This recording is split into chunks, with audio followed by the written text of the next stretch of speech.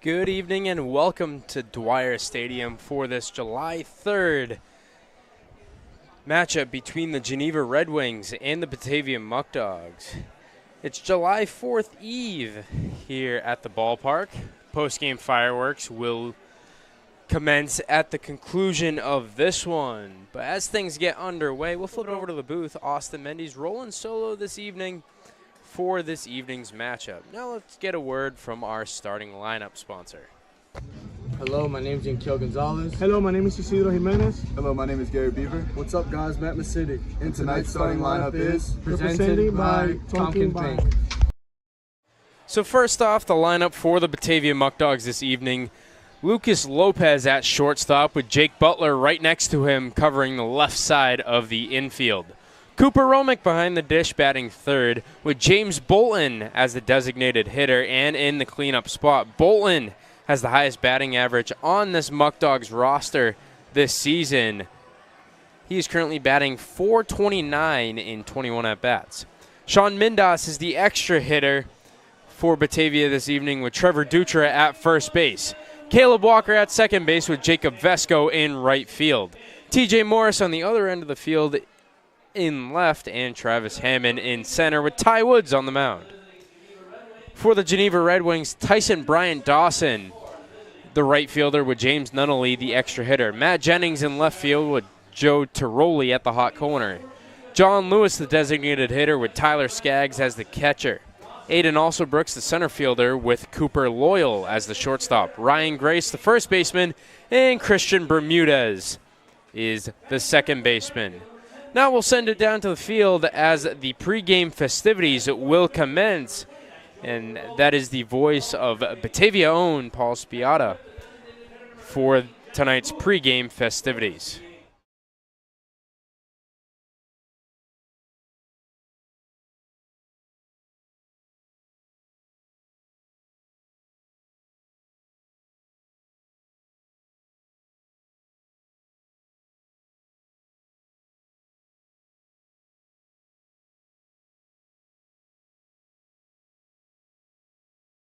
First base. Then take the second base, number 2, Christian Bermudez. Bermudez, second base. Starting pitcher tonight for Geneva, number 34, Garrett Pound. Pound starting for the Red Wings. And ladies and gentlemen, the rest of the visiting Geneva Red Wings.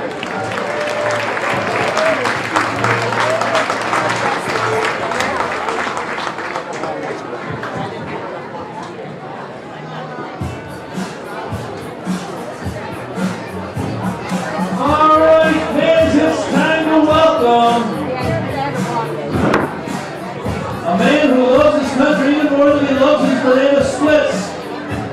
He'll be your in San Jose. Here he comes. Let's welcome Yogi Guy. Hello, everybody. Welcome to Washington. Good ball for the Geneva Red Wings. Let's go. Now, most people call me Yogi Dog, but you over there call me Time. Are y'all done, Yummy? Alright, fans, now it's time to make some noise as we introduce to you the starting lineup for 2024. Batavia Muckdogs brought to you by Tompkins Bank. Your Muckdogs are managed by Joey Skip Martinez. He is assisted by Blake Cox, Batavia pitching coach, and Tyler Prospero. Your Muckdogs clubhouse manager is Eric Mozecki. Reaching the dead boys are Jace Miller, Michael Summers, and Caleb Herman.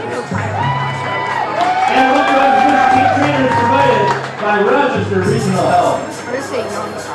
Here's the starting lineup for your Batavia Muckdogs leading off and playing shortstop at St. Thomas University, number 14, Lucas Lopez. And center third baseman from George Mason University, number 1, Jake Butler. Butler, third base. Then in third, the catcher from Vermont College, number 47, Cooper Romick. Romick catches. In the cleanup spot, the designated hitter from SUNY Garland, number 27, James Bolton. Bolton, DH. That is good, the extra hitter from Keystone hit the end of the game, number 7, Sean Linda.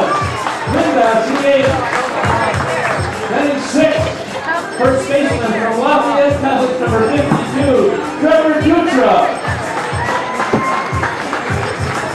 Batting 7, second baseman from Elmer State College, number 00, Caleb Walker. Batting 8, right fielder from University of State, number 10, Jacob Vesco. Let's go right field. Batting 9, left fielder from Salisbury College, number 12, PJ Morris. Morris on the field. Batting 10 from Southern Western University, the center fielder number 3, Travis Hammond. Hammond center field. And your starting pitcher tonight from Bluefield University in Alexandria, New York, number 30, Ty Wood. And the rest of your Batavia Muckdogs.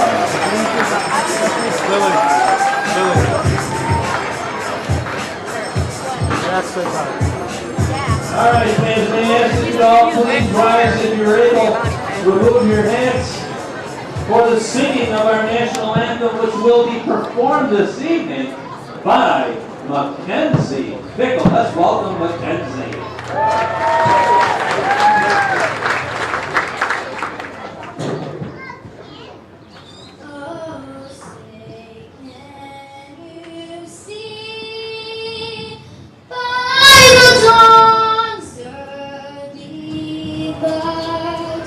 What so proudly we hailed at the twilight's last gleaming, whose broad stripes and bright stars through the perilous fight o'er the rampart we watched were so gallantly streaming, and the rocket's red glare, though all bursting in air, gave proof through the night that our flag was still there.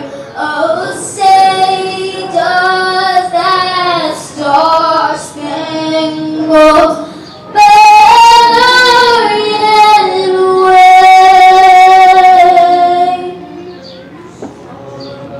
o'er the land of the free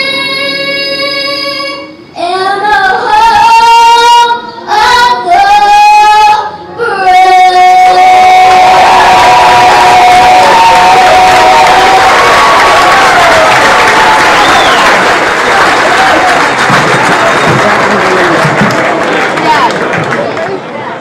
Great job, Mackenzie.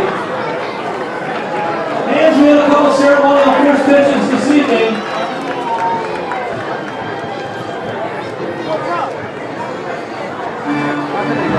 And our first ceremonial first pitch will be by our birthday boy, none other than assistant coach Philip Cox.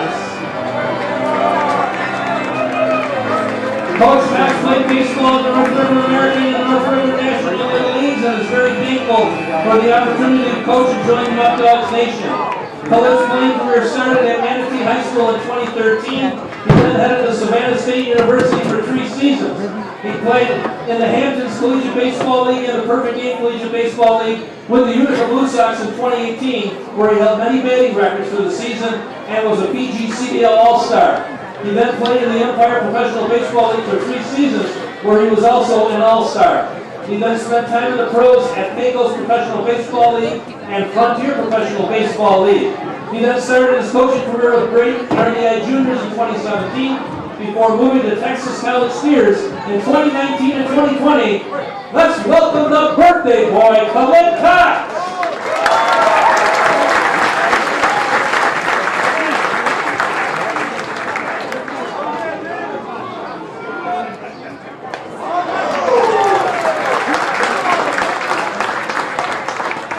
Our next ceremonial first pitch will be by Spencer Ireland.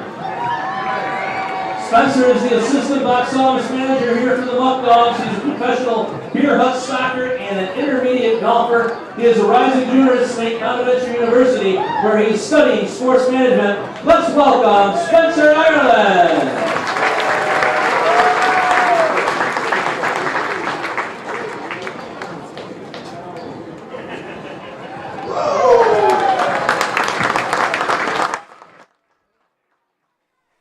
I can say Spencer Ireland's first pitch was a lot better than his partner in the box office, Jack O'Keefe, when he did his first pitch. We're back here at Dwyer Stadium getting ready for this evening's matchup between the Red Wings and the Batavia Muckdogs. On the mound this evening for the Muckdogs is Ty Woods. He's 2-0 on the year and 14.2 innings pitched.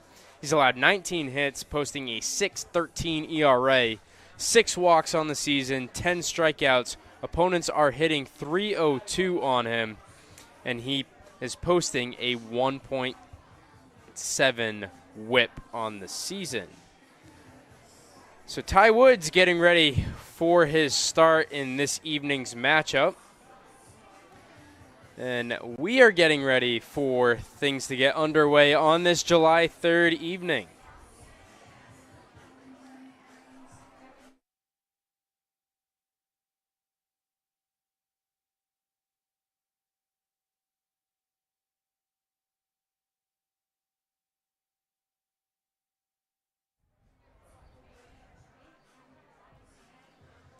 So as we get things underway this season, get yourself the latest Batavia Muckdogs gear. Hats, t-shirts, sweatshirts, baseballs, jerseys, and much, much more. Stop by the merchandise stand near the concession stand to pick up your Muckdogs merchandise.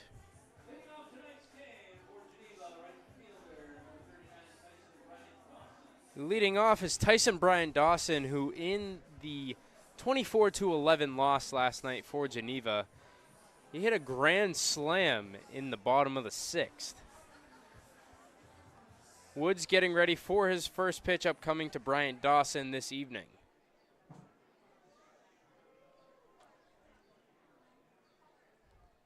From the windup, first pitch is right down the middle for the first strike this evening.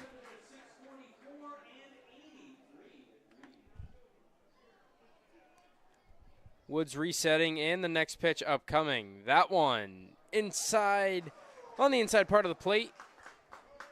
2 strikes now. So Woods already up 0-2 in the count. Next pitch upcoming. That one missing a little outside. 1-2 count.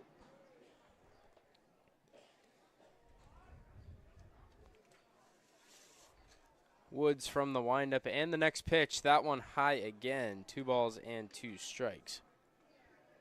Ty Woods from nearby Alexander, New York, stands at 6 feet. Right-handed pitcher from Bluefield University, and he is 180 pounds. That one's hit over to Walker at second. Thrown to first for the first out this evening.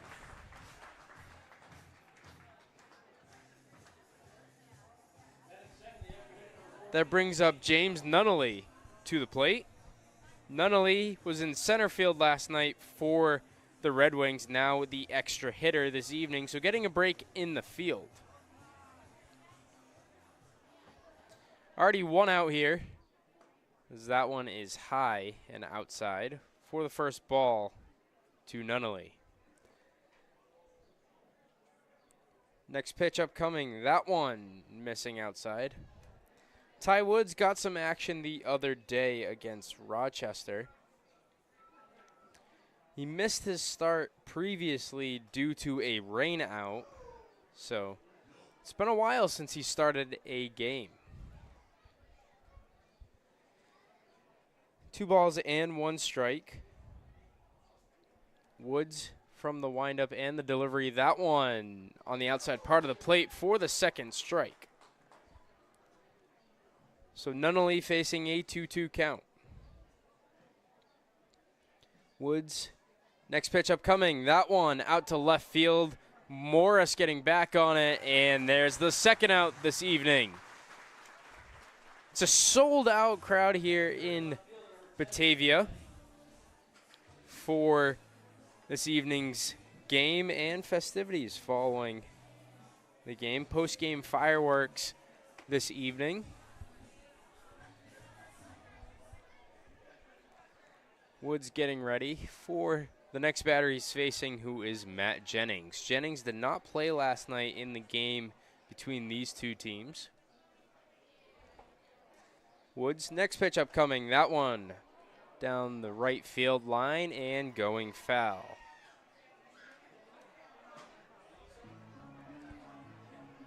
One ball and one strike.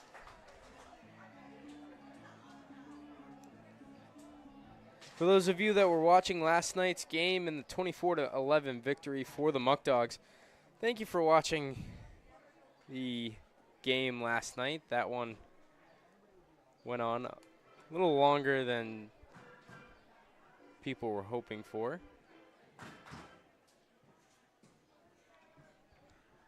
Next pitch upcoming from Woods. That one grounded foul down the third base line. For the uniform enthusiasts out there, the Muckdogs wearing white pants this evening with their black Batavia jerseys and a white hat. On the other end, red hats for Geneva and all grays. Next one, that one has popped up. Lopez getting back on it. Hammond coming in as well, but Lopez will make the catch. So it's a 1-2-3 inning for Ty Woods. No runs on no hits. Only 15 pitches. The Muckdogs will have Lopez, Butler, and Romick coming up to the plate in the bottom half of the first. So we'll be back in a few short moments for that to commence. All right, so the green looking about 300 yards straight out, maybe a little bit dog leg right. We'll see what we got here with this draw here. Hopefully I don't slice this one. No golfing at Dwyer. So where should we golf at? What do you mean? Attica's 10th hole in Attica, New York. 95 Bundle Street. All right, We should we'll go take your there. word for it. We should go there. We'll take your word for it.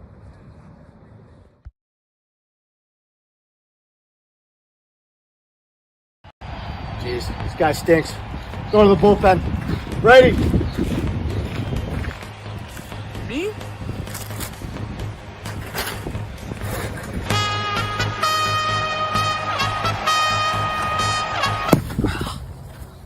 Ow.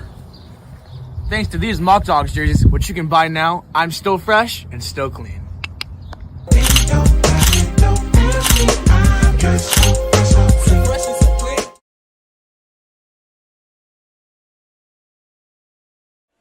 We're back at Dwyer Stadium getting ready for the bottom of the first. Let's take a look at the West standings.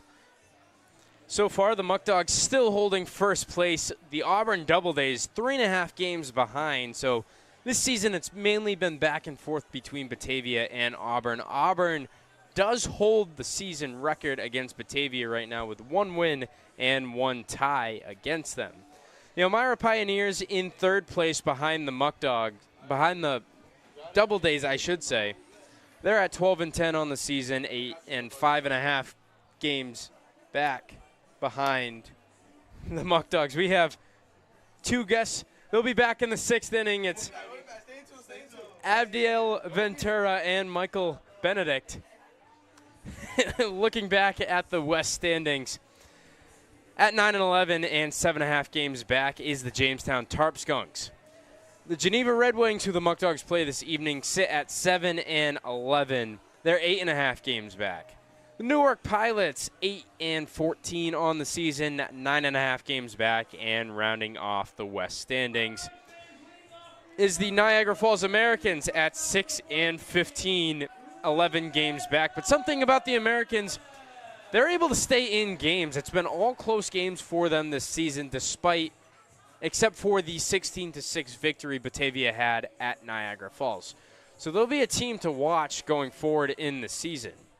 Leading things off this evening is Lucas Lopez. Lopez, second on the team in batting average at .370. First pitch is a swing and a miss.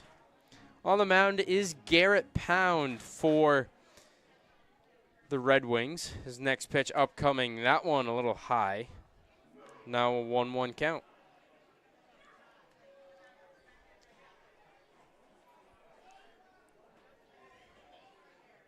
Next pitch, that one high again. 2 balls and 1 strike.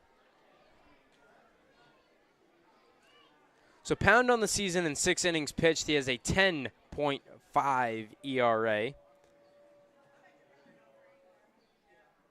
8 strikeouts as that one's grounded over to the right side of the infield, picked up by Bermudez and thrown to first for the first out in the bottom of the first.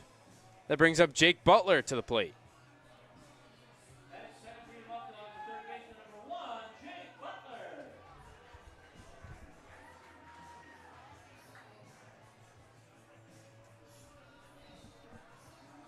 Butler getting ready to face off against Pound.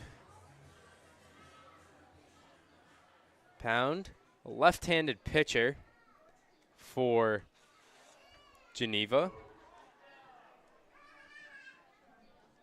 Pound stands at 6'7" and at 200 pounds. He goes to Jones College. Next pitch upcoming, that one in the strike zone. 1-1 count. Jake Butler on the season for Batavia. Butler's hitting .216 and 51 at-bats, but he's second on the team in RBIs at 19. 2-1 count.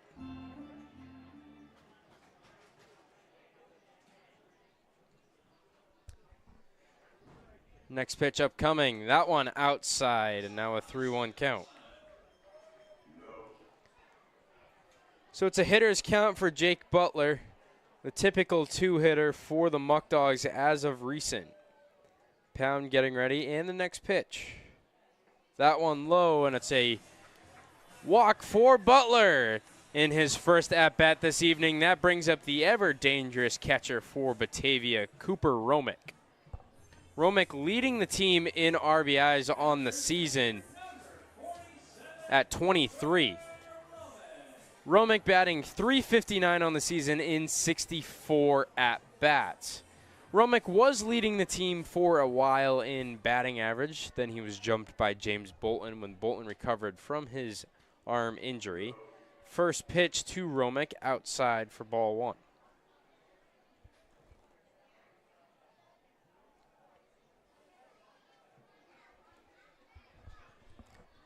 Throw over to first. Butler in there safely.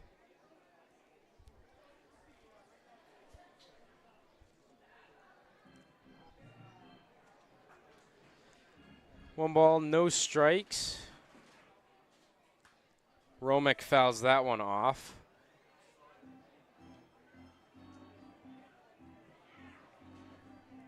So now a 1-1 count for the Batavia catcher.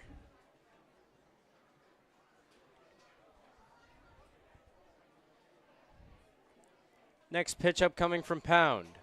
That one inside for a strike, but Butler gets in there with a stolen base.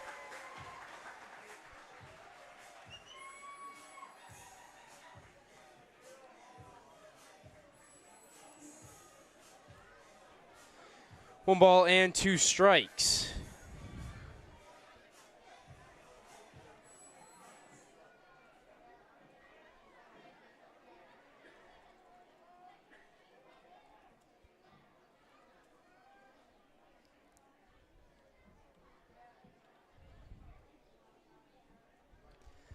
One-two count upcoming from Pound, a runner in scoring position for the Muckdogs.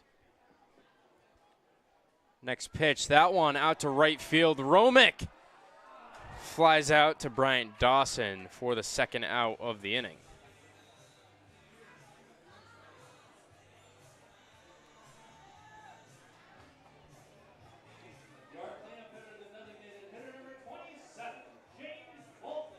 So James Bolton will come up to the plate, the cleanup hitter.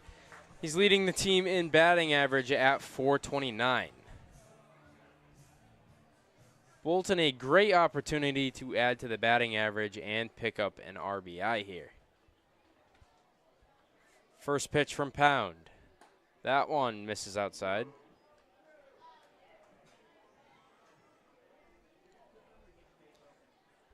1 ball and no strikes.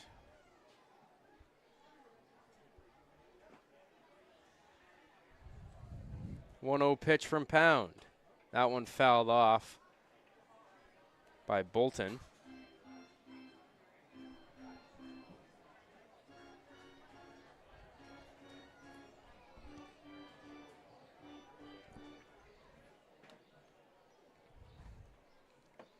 One ball and 1 strike.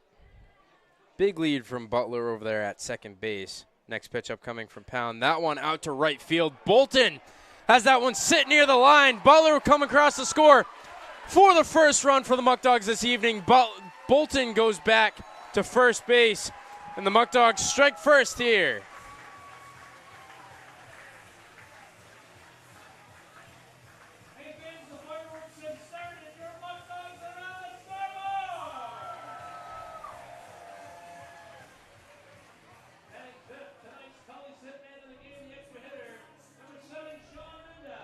Sean Mindas up to the plate.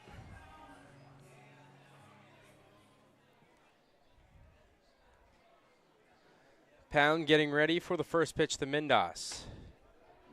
That one a ball high. Mindas last night went 4 for 4 in the victory.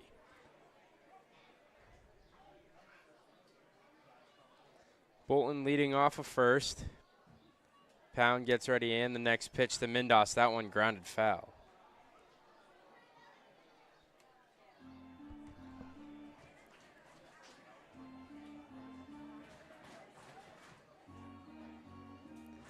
One ball and 1 strike.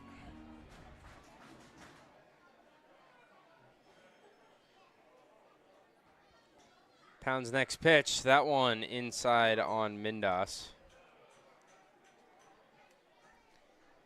A 2-1 count.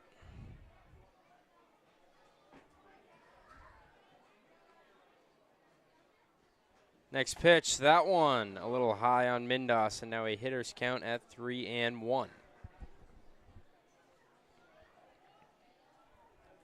Pound 20 pitches in this inning. 21st upcoming. The southpaw back to work. Mindas lines that one over to the second baseman Bermudez for the final out of the inning. 1 run on 1 hit on 21 pitches. Tiroli, Lewis, and Skaggs upcoming for the Red Wings in the top of the second inning.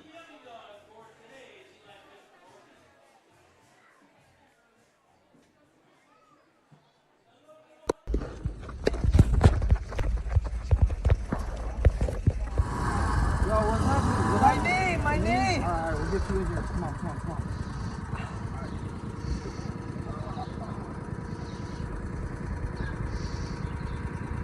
right, we're going to get you in. Hold on, Steve. Checked out, all right? All right. You good? Yep. All right, let's go.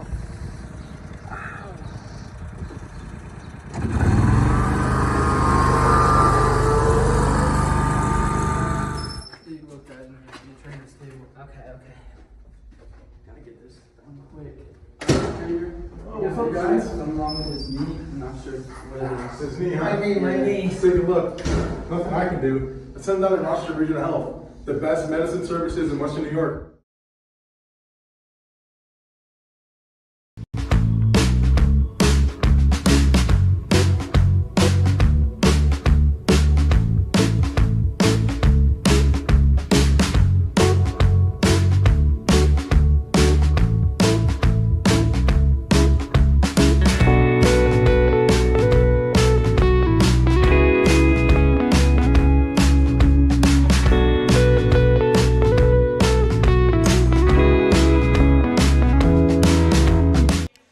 Back in Batavia for the start of the inning. Tiroli, the cleanup hitter, leading things off for Geneva.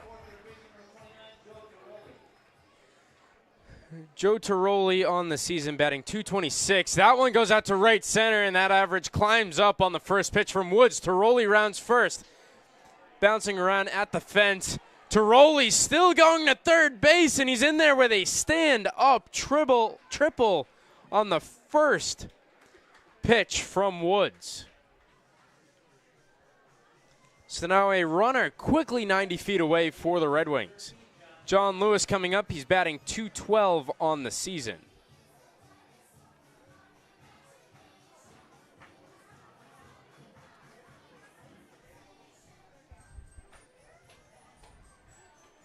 Lewis was at shortstop last night. Now the designated hitter this evening. First pitch upcoming. That one in the strike zone. So Woods in some trouble early in the top of this inning. As that one's grounded over to Walker. He'll pick it up. An easy throw to first, but the run will score for Geneva, and we are tied.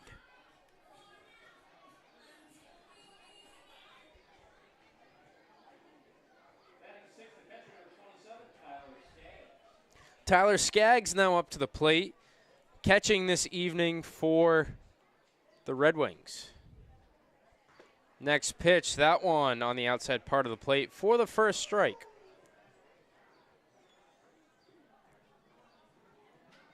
Next pitch, that one missing outside.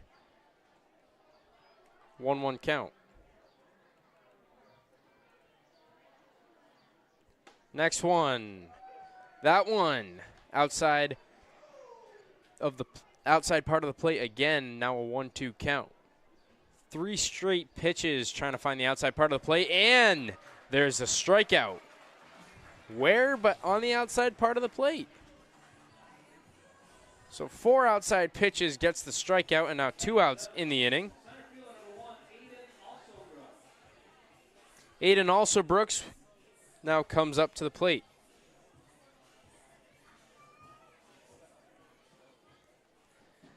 Next pitch, that one grounded over to the left side of the infield, picked up by Lopez and thrown to first for the last out of the inning. 1 run on 1 hit for the Red Wings in the inning.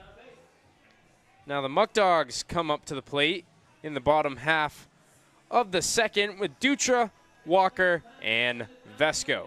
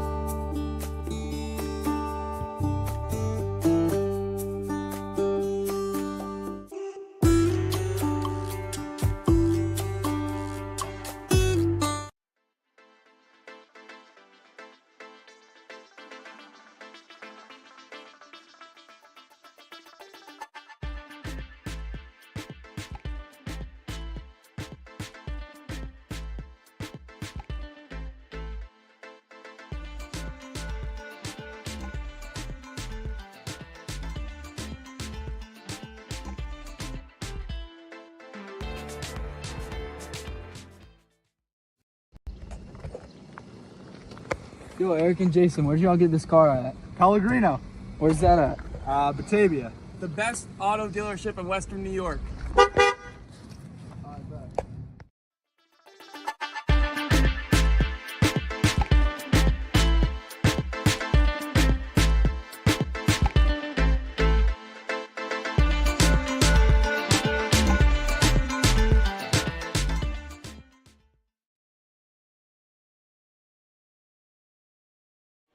Welcome back to Batavia. It's a 1-1 ball game here in the bottom of the second inning.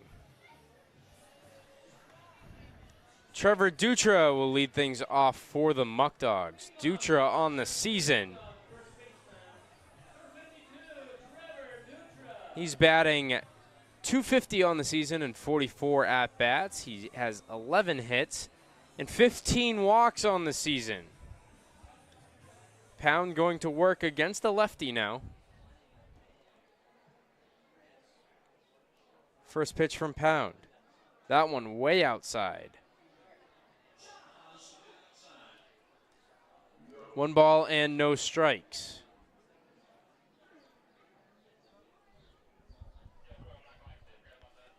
Pound, the 1-0. That one from Dutra out to right field. Bryant Dawson gets underneath it for the first out here in the bottom half of the inning. Caleb Walker coming up to the plate. He's batting .250 on the season in 36 at-bats. He has 9 hits and 12 walks.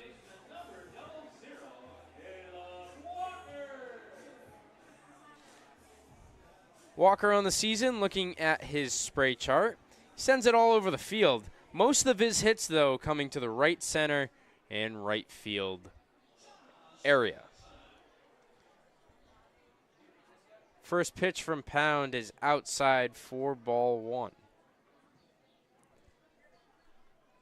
Getting ready, and the next pitch. That one check swing and fouled off.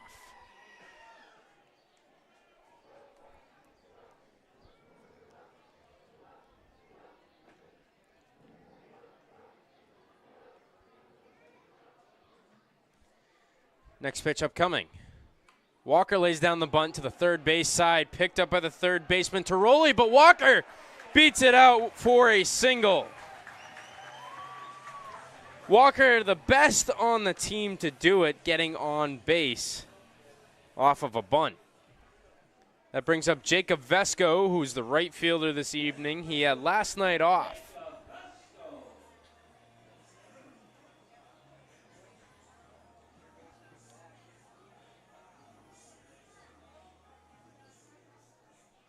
I have figured out how to put on the spray charts on the broadcast, so that'll be next game. Vesco drives that one out to right field, caught by Bryant Dawson, and Walker will go back to first base.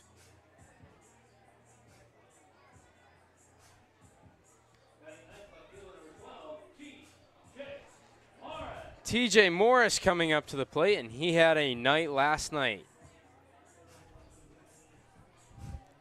Throwing out runners at the plate, getting the job done at the plate for Batavia. Morris back in the lineup tonight in left field this evening. Morris on the season batting .207. He struggled to start the season but has picked it up as of recent. Walker stealing, slides in there with a successful stolen base.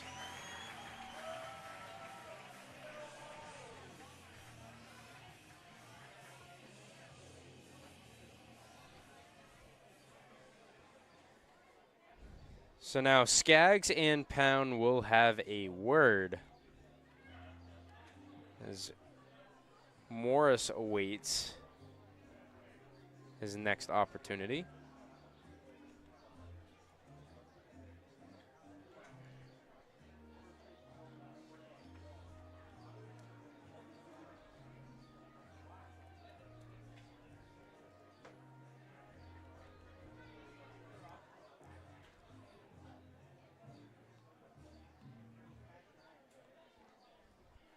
Morris back in the right-handed batter's box with a runner in scoring position. He fouls that one off towards the Dave's Ice Cream van.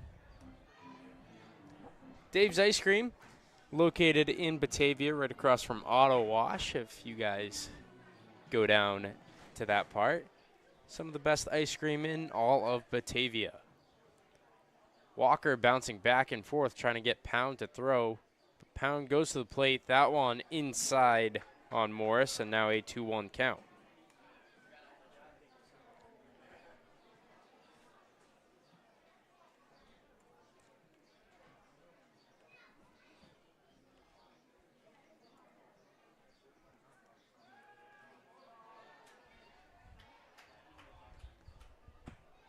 Pound resetting for a 2-1 as Walker goes back to second base. That one on the outside part of the plate called a strike on Morris, so now a 2-2 count. Travis Hammond on deck for Batavia.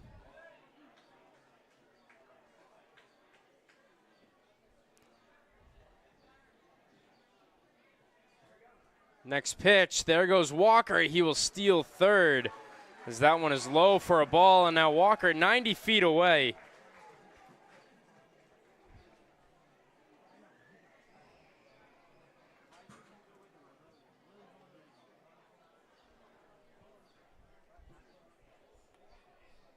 Pound ready, the 3-2. That one grounded over to Bermudez. He'll pick it up, thrown to first, and Morris gets another. Lost track of the outs. So Morris out. No runs for the Muckdogs. They leave one on base. Now we head to the top of the third here in Batavia.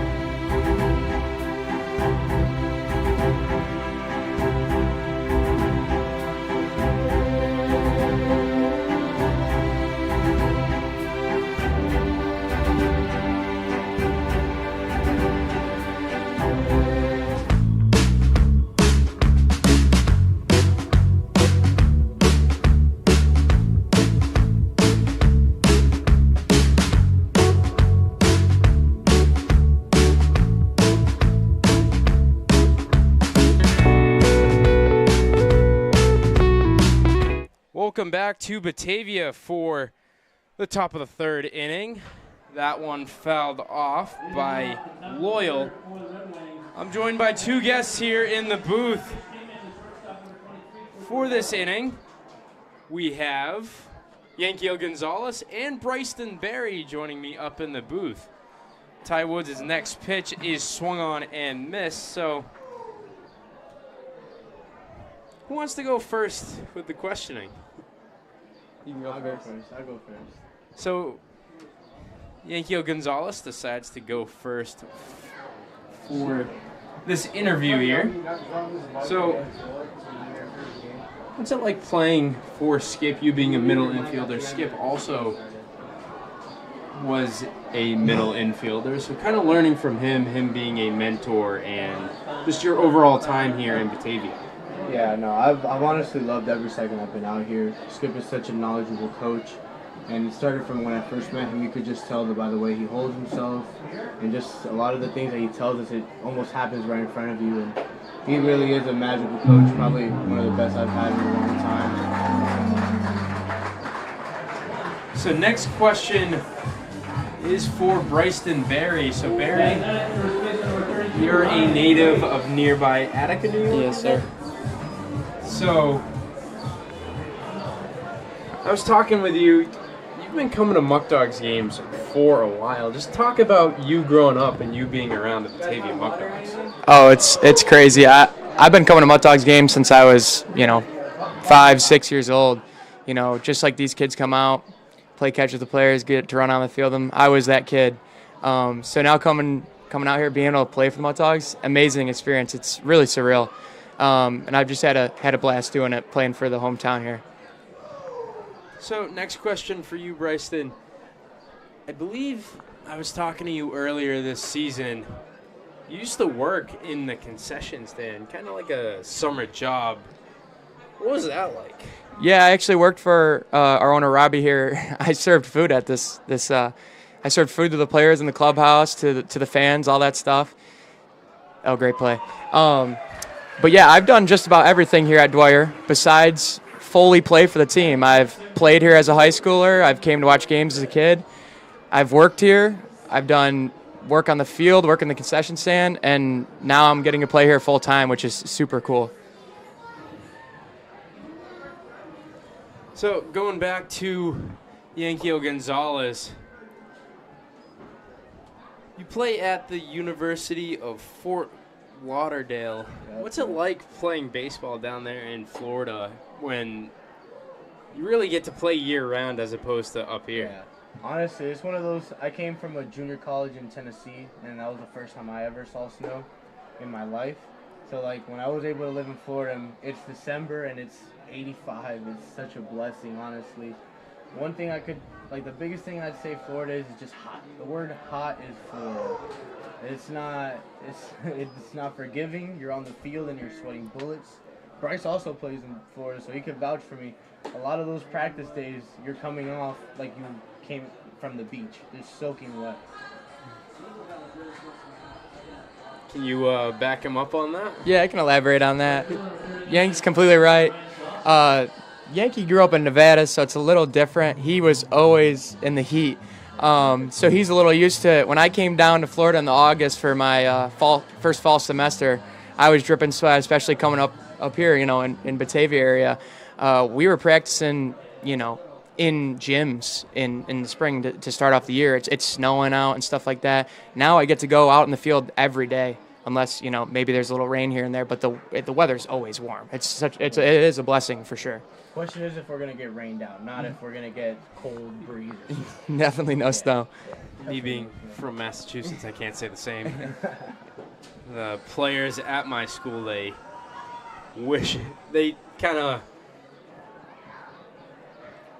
pray for it just to be normal weather. No rain, no snow, especially in the early part of their season. So going back to you, Yankee, growing up in Las Vegas, Nevada, what was it like growing up in the Sin City?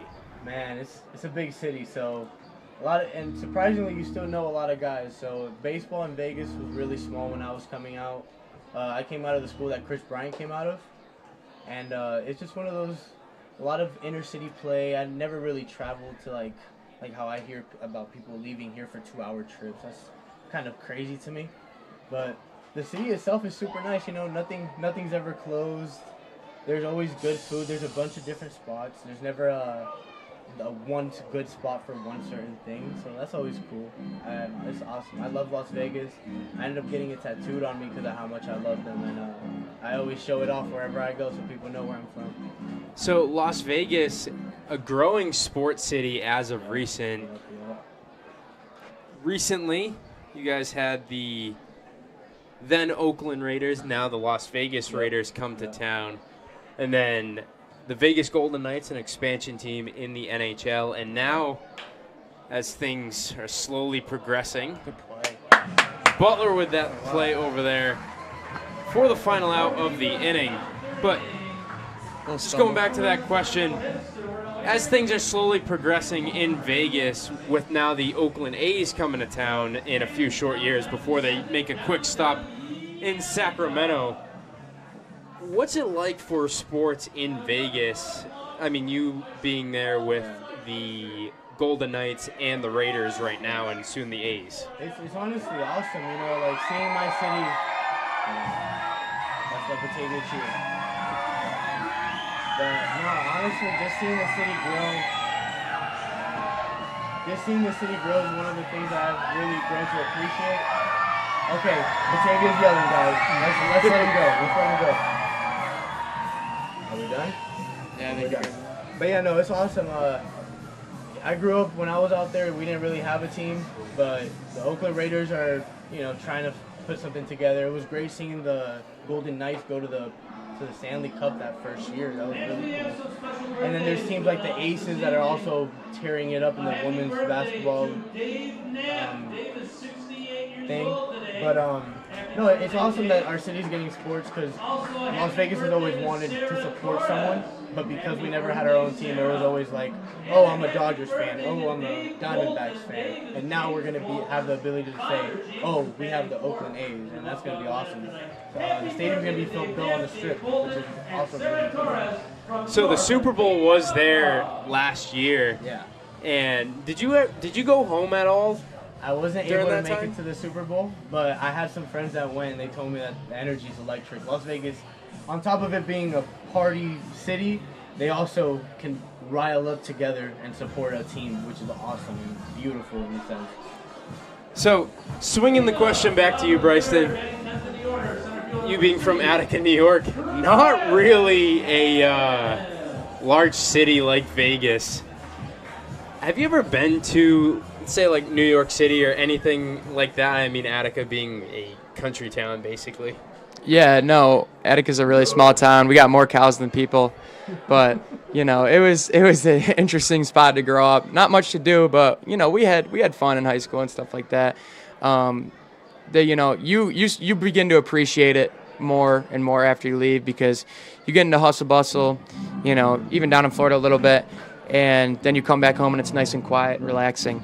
But yeah, I've been around. Thankfully, baseball's kind of brought me a good amount of places. You know, been to Atlanta, been to New York City, places like that. And you know, it's just interesting seeing the different ways where different people live and stuff like that. I always think it's cool. So going back with another question for you, Bryson, the Muckdogs, formerly a affiliate of a major league team. At one point it was the Phillies, at another point it was the Marlins.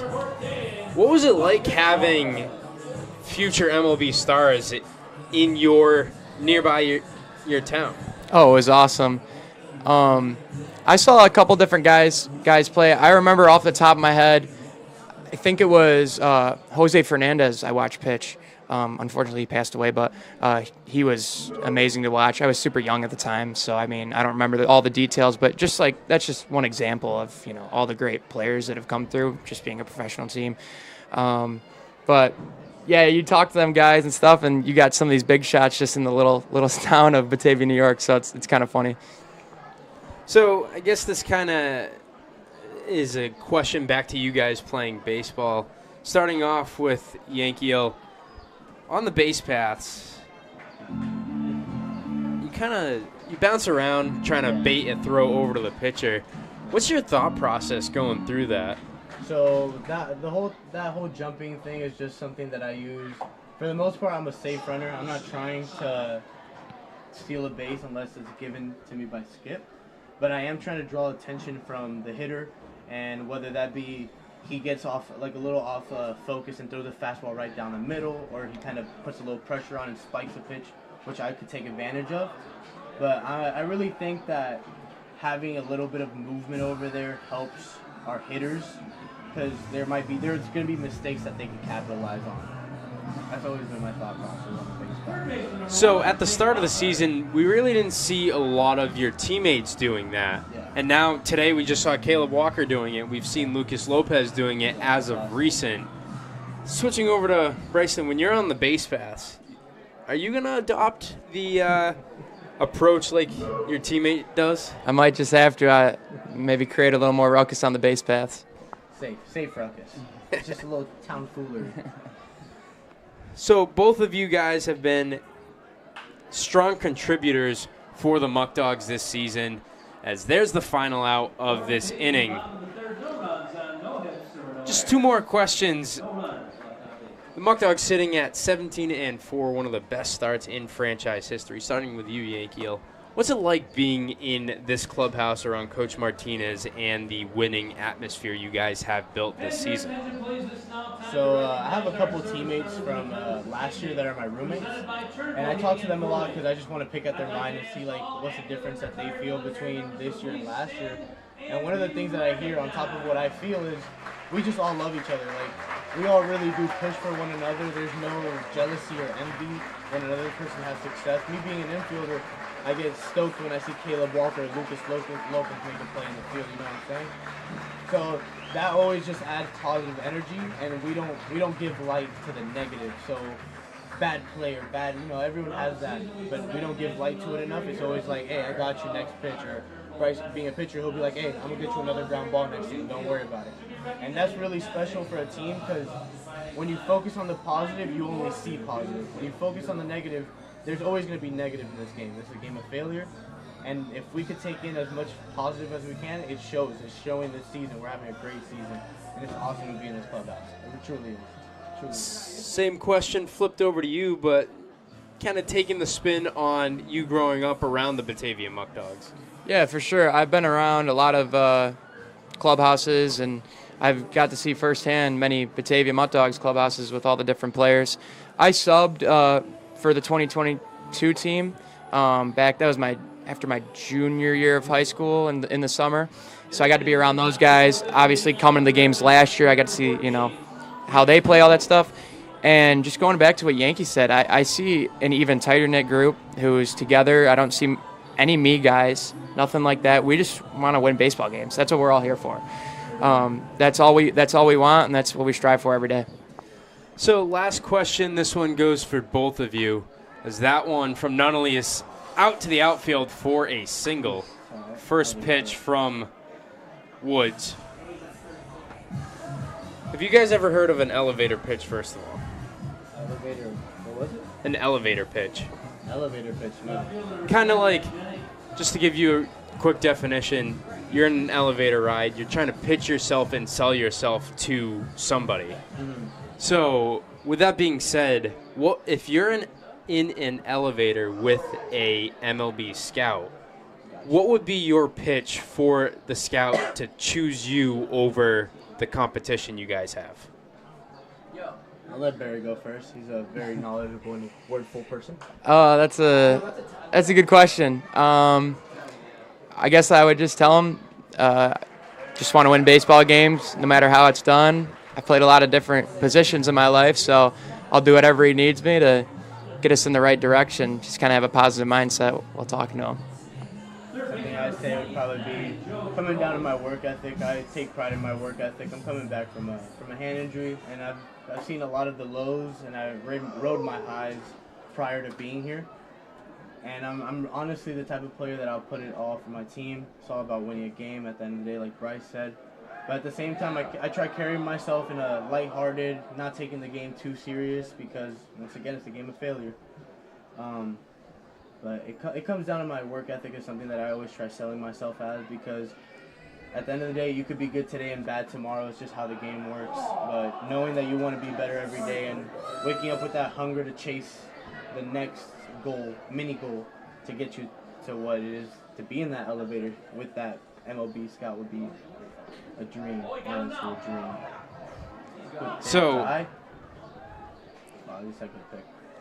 So, I said that was going to be the last question, but I kind of just want to piggyback off of that one. How would you describe yourselves as a teammate? All right. I'm a big team guy. I love cracking jokes. I love being one of the guys that you see and is smiling, Through adversity, I always try picking my teammates up, because this game is so tough, guys. It's so hard to explain. This game is so tough. And a big example I'd like to say is yesterday Alabama throwing.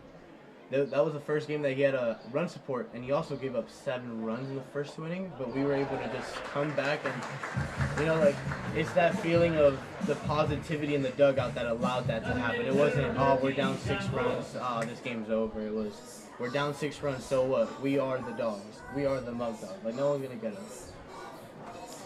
Yeah. Yankee put it really well. I try not to show too much negative emotion around the clubhouse. I feel like that gets you nowhere as yourself and with your teammates. I don't like coming in, after maybe a bad outing or a bad at bat and throwing stuff in the dugout. I'm not big on that. And when I, see other teammates do negatively, you want to pick them up. You don't, he did so. No, none of that. Negativity doesn't pick up. No, exactly. So none of that.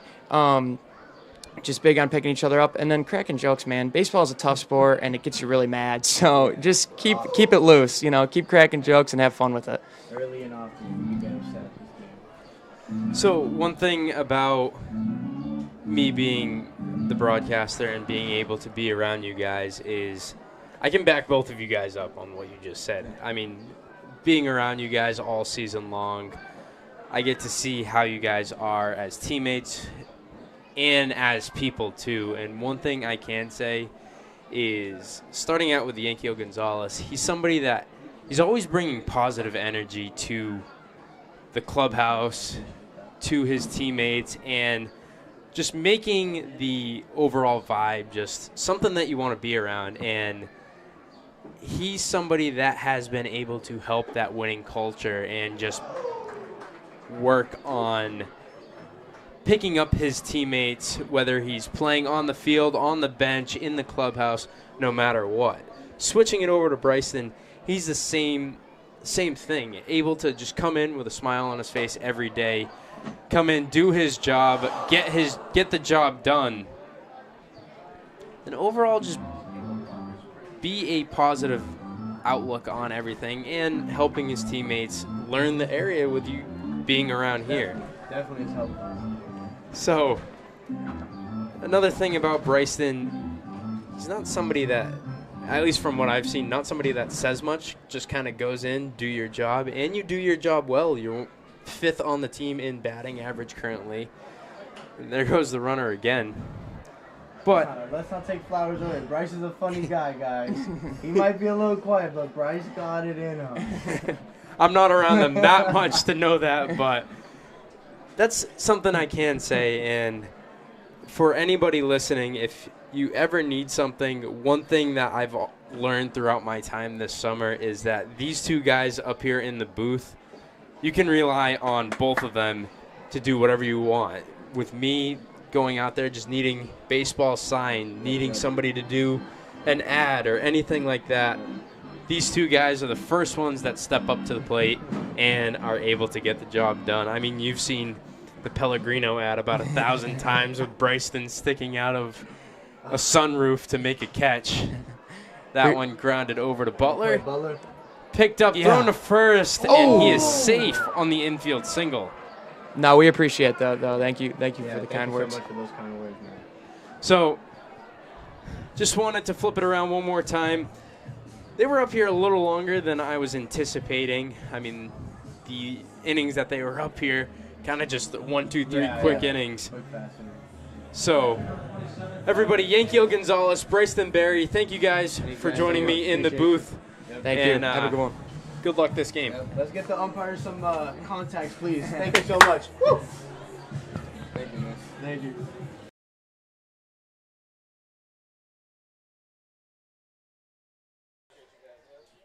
We're back. That one grounded over to Butler, picked up, thrown to second, and there's the final out of the inning.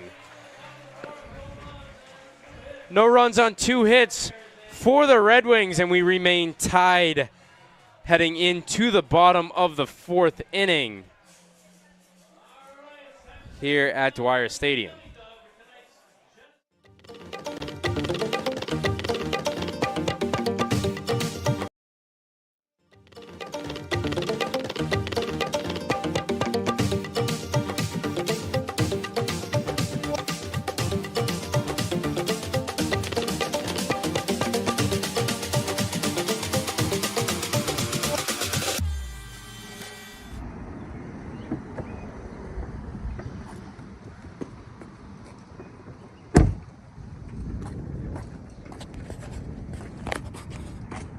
Hey, how we doing? Good, how are you? Can I get one federal admission ticket, please? Alright, so that's going to be $9. Having a great season, man. Yeah. First place. First place, I love it. Muckdogs. There you go. Thank you, sir. If you would like tickets, call our number at 585-524-2260. Go Dogs.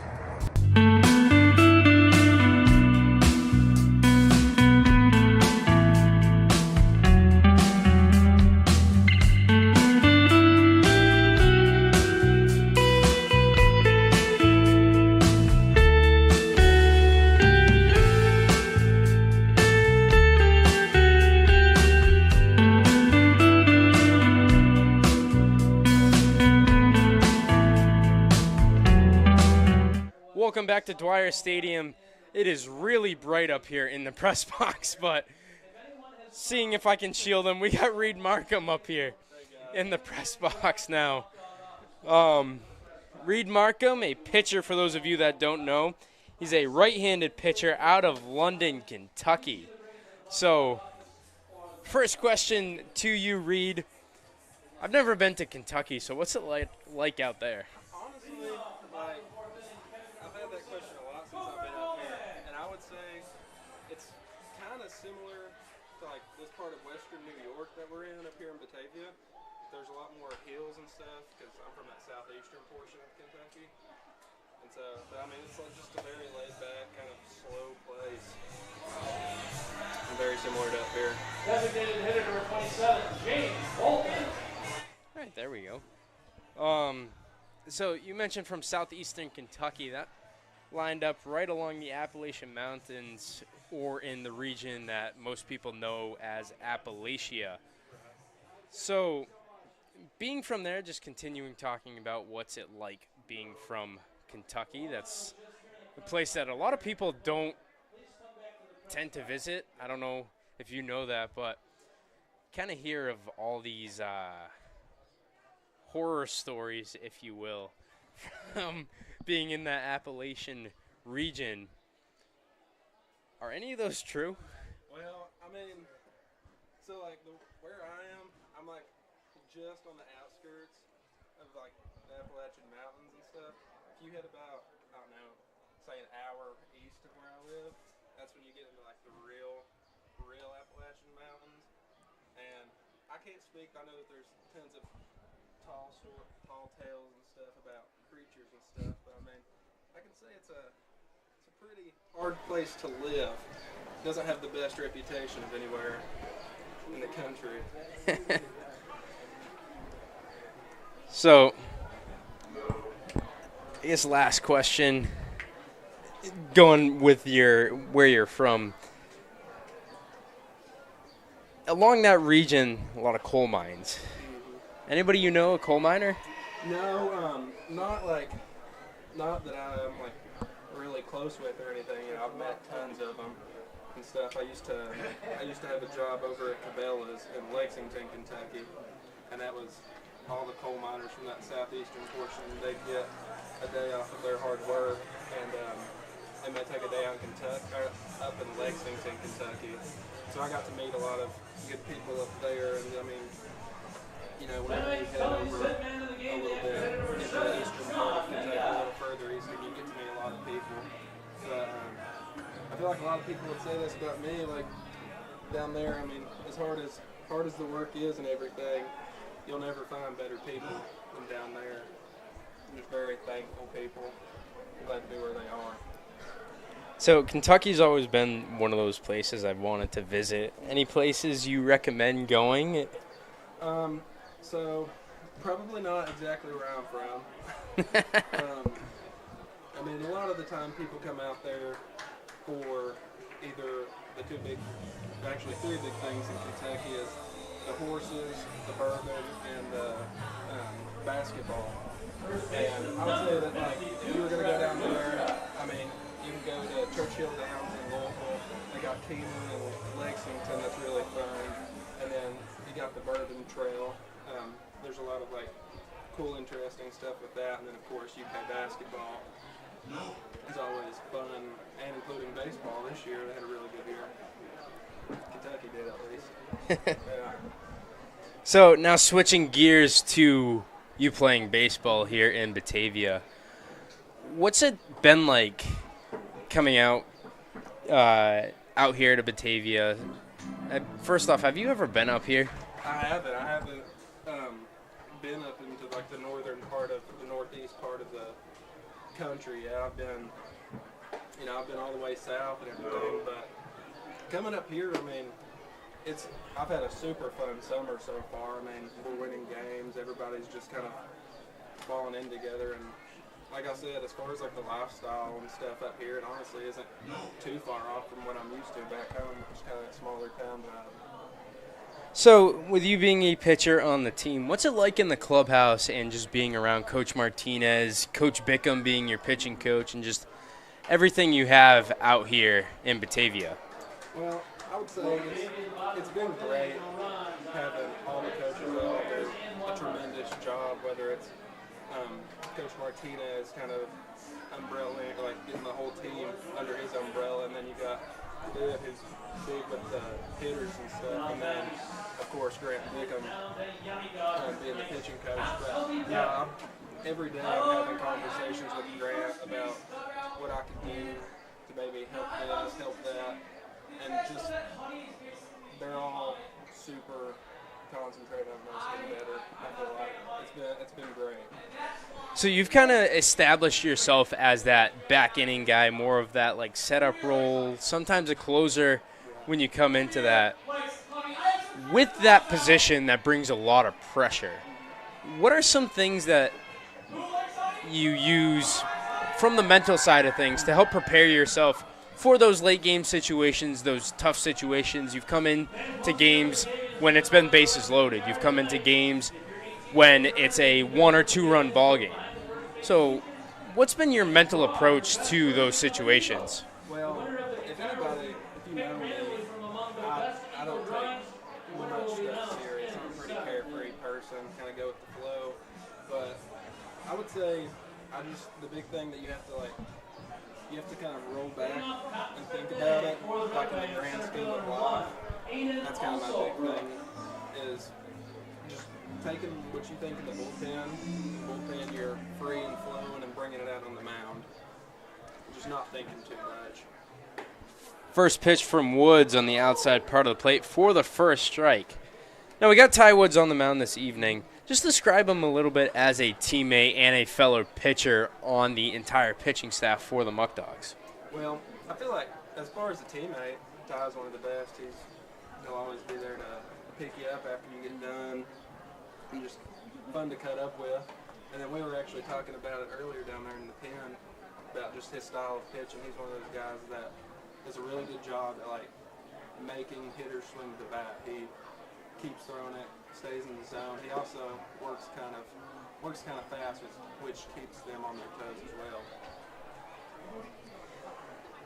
3 balls and 1 strike. So on the season, that one's fouled off. You have a 1.2 strike percentage and one of the top guys on the team in strikeouts. Just talk a little bit about your approach on the mound and the efficiency you've had in throwing strikes. Well, I would say, as far as, everybody wants to be the strikeout guy and get strikeouts. And I kind of sometimes tend to shade towards the selfish side and try to get those strikeouts. But no, I think, I've had a decent season so far. There's always things that you can clean up.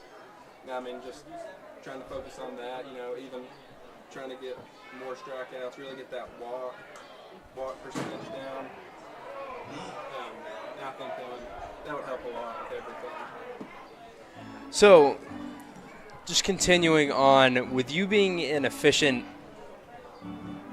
back-end reliever for the Muckdogs this season, posting that high strikeout numbers, for those times when you are the setup man for guys like Trey Bacon, Josh Livengood, of course, all setup guys, closers, their approach is just to get things ready, get the holds for the closer to come in the game. But I guess what I'm trying to ask you is, with Bacon being a reliable arm for you guys behind, does that relieve some of the pressure at all? It definitely does, I would say, because I'm that late relief guy. I've kind of established it as.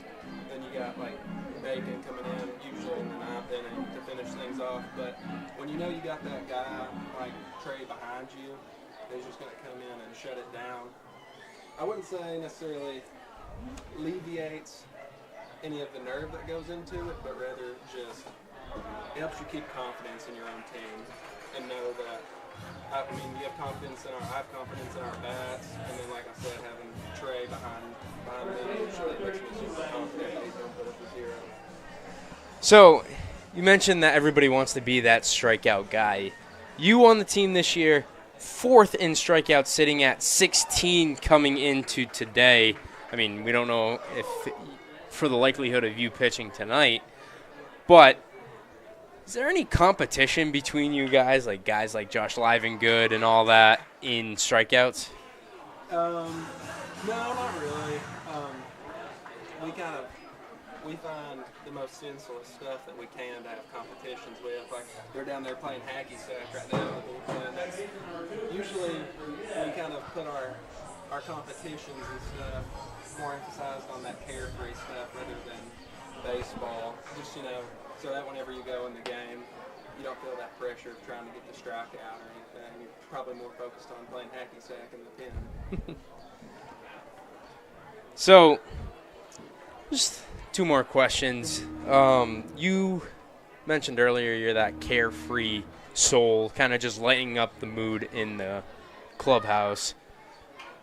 Yankeel Gonzalez and Bryson Berry were up here too. They both kind of said the same thing. Yeah. So, what's it like to have guys in the clubhouse that can kind of just like ease the pressure, ease the tension, and just help you guys perform on the field?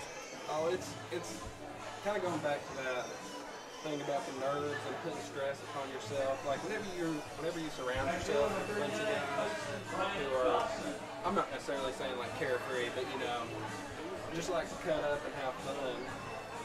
Whenever you surround yourself with that type of environment, just naturally it feeds into everybody, and it just produces a great environment to play baseball in, a great environment to just hang around in. I mean, we all live together and stuff, so we all are hanging out and everything. Which, like I said, going back to that carefree, it's just hang out every night, go play baseball. Nothing better. So I've asked this question to everybody that I've interviewed up until this point. Professional teams and those teams that are higher up, so that being either a low minor league team, AAA team, an MLB team, they're always looking for a setup guy, a late inning guy, somebody that can come in and just shut the door for either the closer to come in or you being the closer yourself. You, as the season has gone on so far, you've settled down, has established yourself as one of those late inning guys. Do you know what an elevator pitch is? So an elevator pitch is kind of just, elevator rides typically like about a minute long or so. That one deep out to left field. It'll fall down. One run will score for Geneva. Another run being waved around. So now 2 runs on the board from the Bryant Dawson deep double. So, going back to my question, I asked this to Yankeel Gonzalez and Bryson Berry. You got an elevator ride with an MLB scout. What would be your pitch to sell yourself to this scout as opposed to picking somebody else, picking the opposition? In shorter terms, why should I hire you essentially? It's a really good question. I've honestly never thought about anything like that. If I had to pitch myself, I mean, I don't want to throw everything into exclusively being about baseball, because I know there's more to life about baseball that they look at. I'd probably try to come off, as focused as I could about baseball, but also kind of, like I said, factoring in that carefree side of me who just likes to talk with people.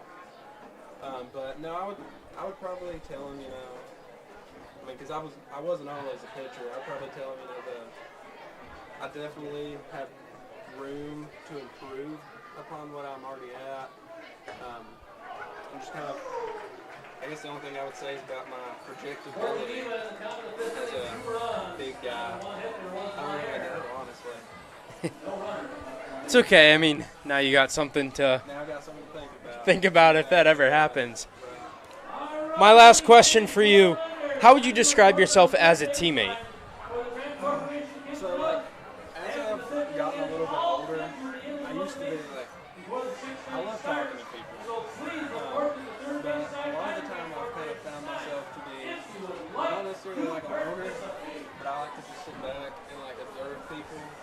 So I would say that once I kind of get used to you and stuff, I'm a very cut up teammate, keep the energy or keep the pressure low, keep everything light. But whenever I'm first establishing myself, I would definitely say that I give off the vibes of somebody that you don't want to talk to. Like, I'm just the type to sit in the corner and kind of take everything in. But as far as like our team now, like I said, just that light energy, keep it loose type of guy. But I can say, as I've gotten to know you more, I've enjoyed being around you. You're a great guy to talk to, funny at times, and just laid back and just like go with the flow and just enjoy things as it goes on. And that just ties back into that late game situation, just you able to ease the pressure off. And I know a lot of your teammates, they enjoy being around you and just the positive energy you bring to the locker room and everything. So if you guys ever come out to Batavia and get the chance to meet Reed Markham, he's a great guy. Just give him a few seconds to get comfortable, and he'll be a great person that you can talk to. So, Reed, thank you for joining me up in the booth this evening, and I'll see you soon. Yeah. So leading things off for the Muckdogs here in the top of the fifth is Caleb Walker.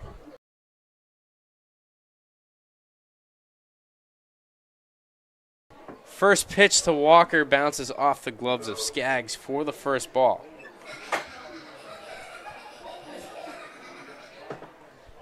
So ladies and gentlemen, that was Reed Markham. Reed, someone that, as I mentioned, just somebody you love to be around. Great personality when you get to know him. And just all around a good guy. Somebody that, if you ask him to do something, he's able to get it done, similar to Gonzalez and Bryson Berry. Everybody on the Muckdogs, they're able to just jump at the opportunity, wanting to learn more from a guy like Coach Martinez, and overall just being a positive person to be around. So sending it back down to the field following the fly out from Caleb Walker, we got Jacob Vesco up to the plate to face off against Garrett Pound. That pitch outside to Vesco.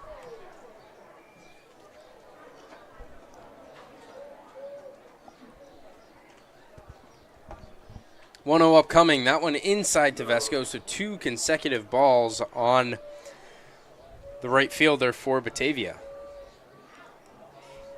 Vesco from the University of Dayton stands at 6'4". He was a late addition to this Muckdogs roster due to the season that Dayton had. Vesco, somebody that if he gets solid contact on the ball, he sends it a long ways. That one on the outside part of the plate for the first strike. Vesco in BP yesterday at Geneva. He was sending some off the top of the wall in left field, so that one Vesco sends high into the air to center field, where also Brooks gets underneath it for the second out of the inning. Apologies, I didn't realize how loud the audio was.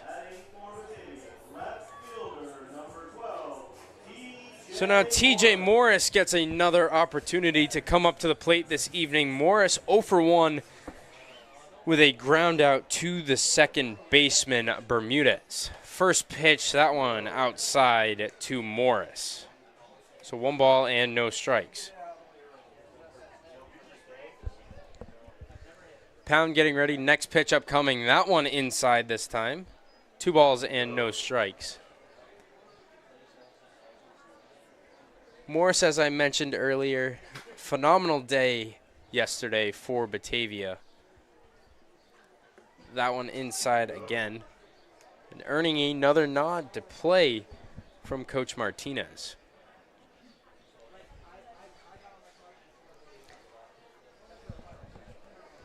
Pound, 65 pitches through 4 2/3. Next pitch, that one inside. And that's a 4-pitch walk on TJ Morris, bringing up the bottom of the lineup in Travis Hammond. But don't have me saying bottom of the lineup fool you. Travis Hammond, one of the best on the team in on-base percentage. 10th hitter, the last hitter in the lineup, known as that second leadoff spot. So Hammond trying to get on base to put a second runner on, or possibly scoring Morris for Lucas Lopez in the top of the lineup to come up.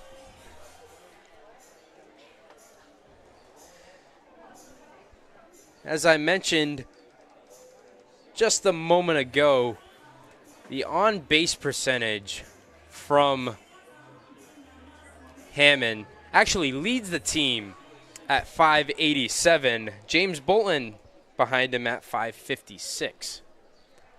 Quick throw over to Morris at first base. He's in there safely. So for those of you just joining us, we will have post-game fireworks here at Dwyer Stadium at the conclusion of this one. Another attempted pickoff with Morris being in there safely. The Muckdogs are back in action tomorrow as they travel to Niagara Falls for the 4th of July. So kind of fitting, Independence Day here in the United States, and the Muckdogs facing off against the Niagara Falls Americans. The Muckdogs were in Niagara Falls the other day for Canada Day as they were facing off against the Americans. There was post-game fireworks on Monday as well against Niagara Falls. So a lot of people out there celebrating Canada Day in Niagara Falls, and now it will be the United States' turn with their Independence Day tomorrow. This evening's game being the 4th of July game for the Batavia Muckdogs. Currently trailing 3-1 against Geneva. It's a 1-1 count against Hammond. There goes Morris. That one out to center field. Also Brooks trails after it, and he'll make the grab in right center for the final out of the inning.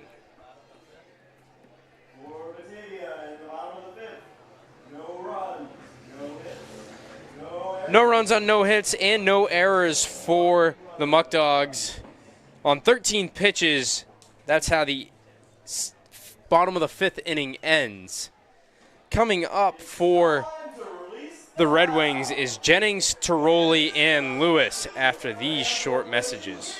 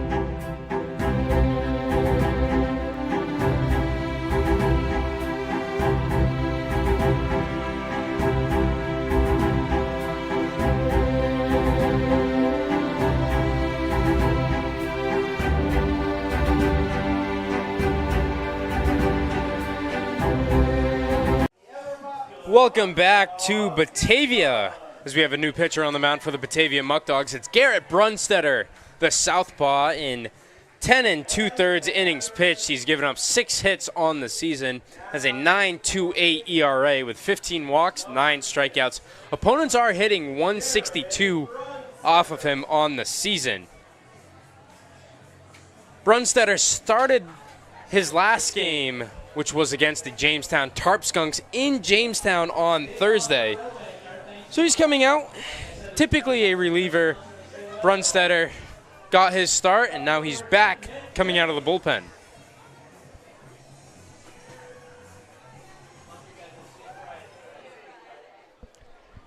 Brunstetter getting ready, and his first pitch upcoming. That one outside for a ball. Matt Jennings up to the plate. He's 0 for 2 on the evening with a pop out to shortstop and a fly out to the second baseman. That one swung on and missed by Jennings. So Brunstetter going at it early. It's a 1-1 count.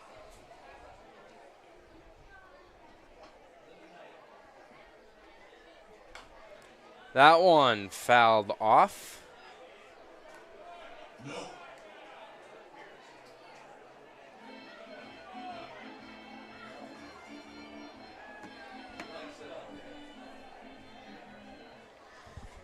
One-two upcoming. That one misses outside. Now a 2-ball and 2-strike count. So fans, you saw that advertisement for July 6th on the broadcast for July 6th. Is that one a line drive caught by a leaping Jake Butler at third base for the first out of the inning.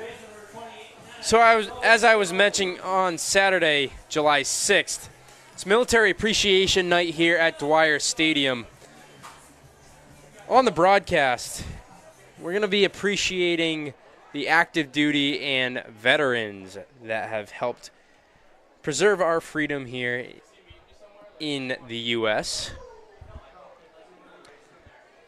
We are going to have those people on the broadcast, giving them appreciation. So if you want to have your loved one or military hero on the broadcast, send me an email at batavia.muckdogs@outlook.com to have your military hero be on the broadcast. Give me their name and the branch of the military they were in, and they will be on the broadcast on Saturday.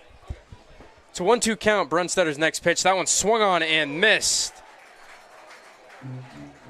Bringing up John Lewis now. 2 quick outs for Brunstetter in the inning. The Muckdogs still trailing by 2 runs. It's a 3-1 ball game.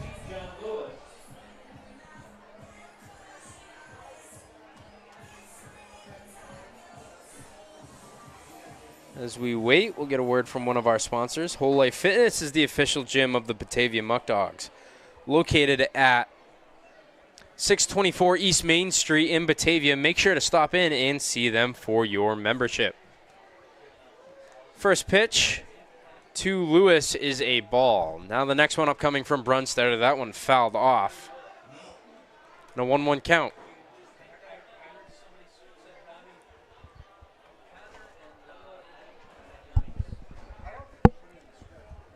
One ball and 1 strike. Brunstetter starting his windup and the delivery. That one out to right field. Vesco getting back on it. And he'll make the grab, so it's a 1-2-3 inning for Garrett Brunstetter. And the Muckdogs get their chance now in the bottom of the 6th.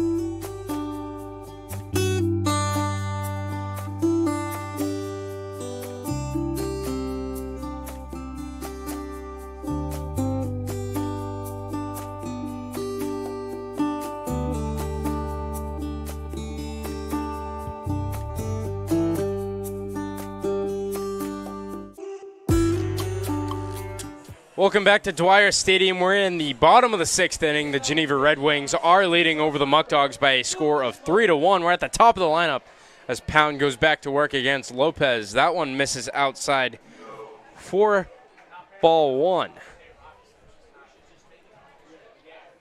What up? That one grounded by Lopez, going foul, snagged barehanded by Khalid Cox over there at first base. I've ever seen him make, and he usually jumps out of the way of those baseballs, everybody. So we got new voices here in the bottom of the 6th inning as Pound gets his next pitch in. That one swung on and missed by Lopez. Fouled off. Yo, my man, why you took my headset, bro? Yo, you get the microphone, bro. I get the headset, man. Come on. Back here, man. So Pound getting ready for his next pitch upcoming. Come on, Luki. That one misses outside. Man. So you guys might have seen these two guys on the broadcast before. We got Michael Benedict and Abby Ventura up here. Next pitch, that one lined out by Lopez for a single to right field. Let's get to it. Come on. Rally. Doesn't surprise me, Luki Lopez doing that again. You know. Luki Lopez is hot. This is a good start to an inning. This is how we get numbers on the board right now. Everybody in the comments type, how's your day been? How's everybody's day been, huh? Come on, let's keep the comments rolling in here. How's your day been so far? I want to hear some nice positivity in the comments, you know? That's all the Muckdogs is about. So when Lopez is up at the plate, for those of you that haven't watched the broadcast before. It's automatic on base. Well, whenever I'm up in the broadcast room, yeah, Luki Lopez always gets on, you know? So Michael Benedict being the best color commentator when Lopez is up at the plate. Man. Hey, every inning he gets up, I might have to come up here. And I don't want to take anybody's job, but I might have to. Oh, here you go. So I'll start out with the questions. First off, for Michael Benedict, your last game you pitched was at Niagara Falls, one of your favorite teams to go up against. Man. That being the third time you've gone up against them this season. That might be a second home for me over there, as many times I've thrown there, man. Lopez with the steal, so now a runner in scoring position for the Muckdogs now with Jake Butler up at the plate. So you pitched 5 innings over there at Niagara Falls, only gave up 1 run, had 1 hit, 4 walks, and 3 strikeouts. Just kind of talk about your outing there. Yeah, I mean, I started off shaky in that first inning, you know, walking the first 3 guys. And, you know, every time I feel like I get a run or I get hit off of is definitely when I put runners in scoring position, like I've spoken about with you. Getting ahead of accounts, I need to get a way better job at doing and not walking these batters. Because if I guarantee you, if I don't walk those batters, I believe it should be a scoreless ball game going all the way through the 5th. So switching things over to Abby Ventura as his next pitch is a ball. On the season, you've been able to limit the opposing teams that you faced in terms of the hit category. Have given up 0 hits so far this crazy, season. Man, yeah. You know, when you throw a pretty hard fastball, you know, you get a little bite, you know what I mean? Yeah, I'm surprised nobody has smacked it yet, but it's a declared fastball going down there for sure. So I was going to have Abby on the broadcast, I believe a few days ago, but for whatever reason, things just didn't work out. So now I'm happy to finally get him on the broadcast. I was here last time, actually, but you wasn't here. Yeah, that was over the weekend. But, yeah, I know.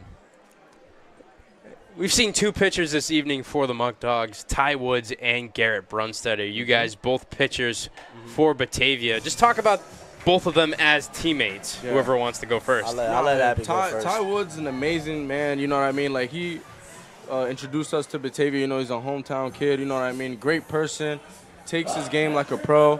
Garrett, on the other hand, is a very good man as well, too, you know, from Kentucky.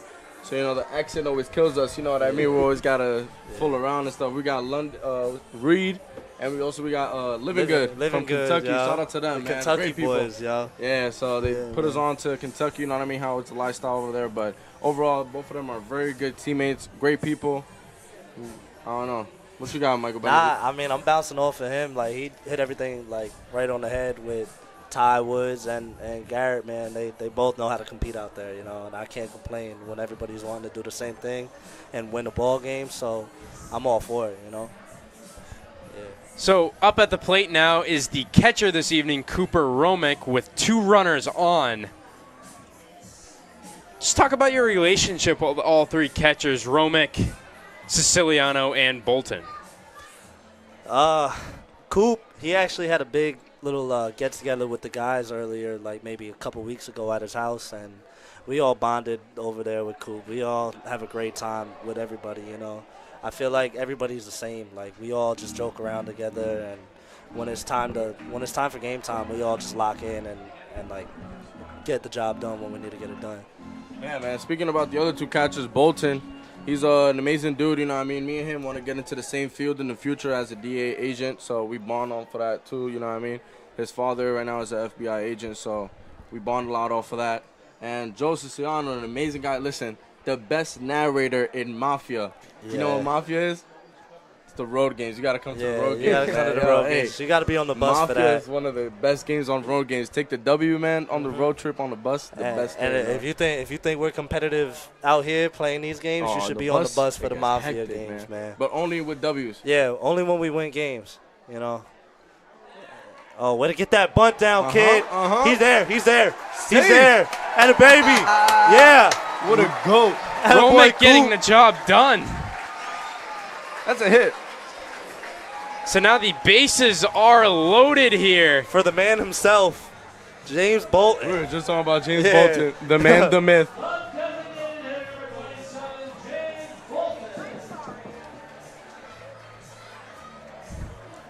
So we'll stop the questions real quick now with no outs with James Bolton. Never mind. We'll have a mound visit. Going back to the questions. Let's do predictions. Let's do predictions. What you guys think? I like doing predictions. You know what I mean? I think, me personally, I got Bolton hitting a bases clearing double. You think so? I got a bases I'm going to be clearing realistic here. You know what I mean? It's doable. It's doable. It's very doable. No outs. No outs. I think he might hit Sack. a single over the second baseman. Okay. Single. All right. I'll say single. And maybe the runner on second, Lukey, is definitely scoring. Wait, no, it's not Lukey. Who is that? Butler. That's Butler over there. Butler. For Lukey sure. started this inning off. He over on third base, man. Yeah. I might have to go with the single. I mean, single, right? Yeah. Hey, man, I'm telling you. Are we going to be jumping? We going to be jumping in any pools? Are we putting any bets on this now or no? I don't know.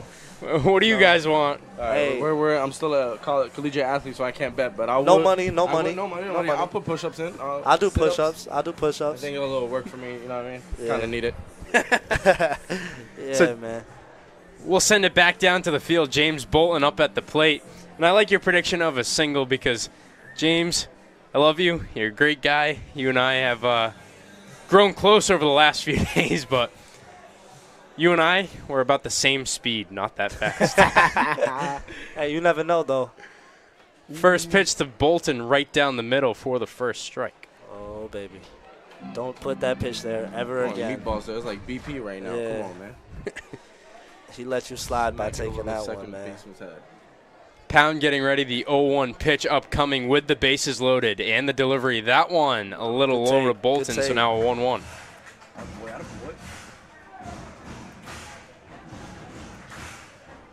Large crowd here for the Muckdogs. We'll get to that in a moment. Electric.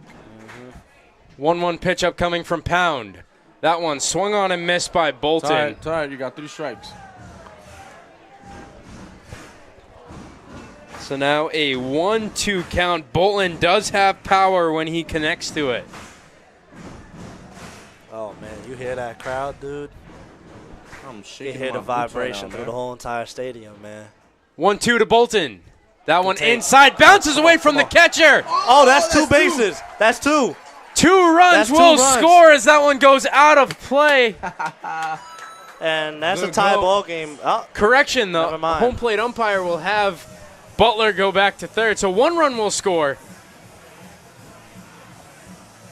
As the runners advance 90 feet on the wild pitch.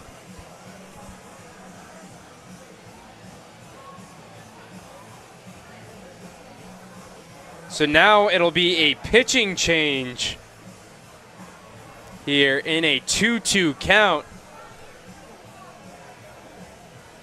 Man, Something that's curious here, you typically don't see pitching changes in the middle of an at-bat. Yeah, no, that's kind of crazy. I doubt it, though. Nah, they are going to the bullpen. So, pulling out the trusty binoculars to see what number this is. The GOAT. Man, turn around one time so we can see your jersey number. Is that the guy that we right next to? It might be. Oh, my God. Might be. I still can't see. He's the number 30-something. I put money on that.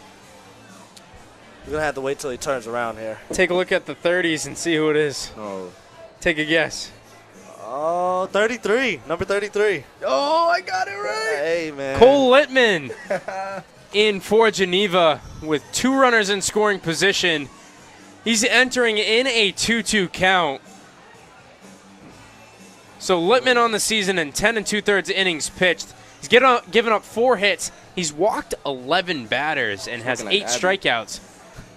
He's posting a 3.37 ERA. So I guess with you guys both being pitchers, have you guys ever been taken out in the middle of an at-bat? Never, actually. No, never. Never. I'm happy that never happened to me. Yeah. I'm happy. Usually that happens like when a pitcher's injured, tired, you know what I mean? But in this situation, I saw the lefty pitcher like dealing, you know what I mean? Wasn't too shabby. Must have been that pass ball that got the coach to want him to get out of the game, man. Hey, man, I got a question for you, actually. You know what I mean? We got players' questions. Now we're doing broadcasters' questions here, man. Hey, that's not how this works. No, I think this is how it works. Nah, go ahead. It's a family, you know what I mean? So I got a question leading on to Batavia. What does it feel like being a part of the family of Batavia? It's something that I haven't been a part of too much. I mean, being the broadcaster up here, I get to be around you guys every day. I mean, you guys were just talking about your game Mafia on the bus. I'm on the bus with you, just sitting up in the front. You got to come back. Yeah, you got to to the back. You got to be there when Mafia happens. It's something different, something special, and you guys have something special brewing here. Oh, yeah, for sure, man, for sure. Being in first place in the West. Bolton calls timeout here. What are we in the whole league? As of today, second place. Okay. Socrates in the East lost yesterday, so you guys hopped them in terms of winning percentage. So now you're just trailing Amsterdam by, I think, like a game and a half. All right, we're going to do it this game right now. We're going to do it this game. We're going to climb on those charts, yo. We're definitely going to see them in the chip. Yeah, for Calling sure. that right now, man. Sure. Both predictions by Ventura. Oh, I like the sure. predictions, though. Oh, for sure, man. man. For We're sure. going to see a single right up the second baseman's hat. There's going to be a little blooper. Whoop. Infield in. The new pitcher, as we mentioned, is number 33, Littman. Next pitch upcoming. That one grounded over to the second baseman, Bermudez. He'll throw it over to first for the first out of the inning. All right, but it was to the second baseman. The only thing is it wasn't over, all right? Yeah, We but, got you one know. run in, though. I said Lukey was going to score, and he did. So now that brings up Sean Mindas. All right, let's go. Get us some Tullies, baby. Get us some Tullies, Mendes. Come on. Get us some Tullies. So going back to the questioning real quick, I want to get this one in just in case we run out of time. I've asked Benedict this one. Abby, this one's for you. All right, for sure. Hit me. Quick chat with an MLB scout. What is your selling pitch? As that one goes out to center field. Also, Brooks loses it. It's a single for Mindas, and we are tied at Dwyer Stadium with Mindas going to second. Baby. Hey, that's Tully's, baby. That's Tully's. Atta boy. He's our Tully's hitman, yo. Oh, snap. Yeah.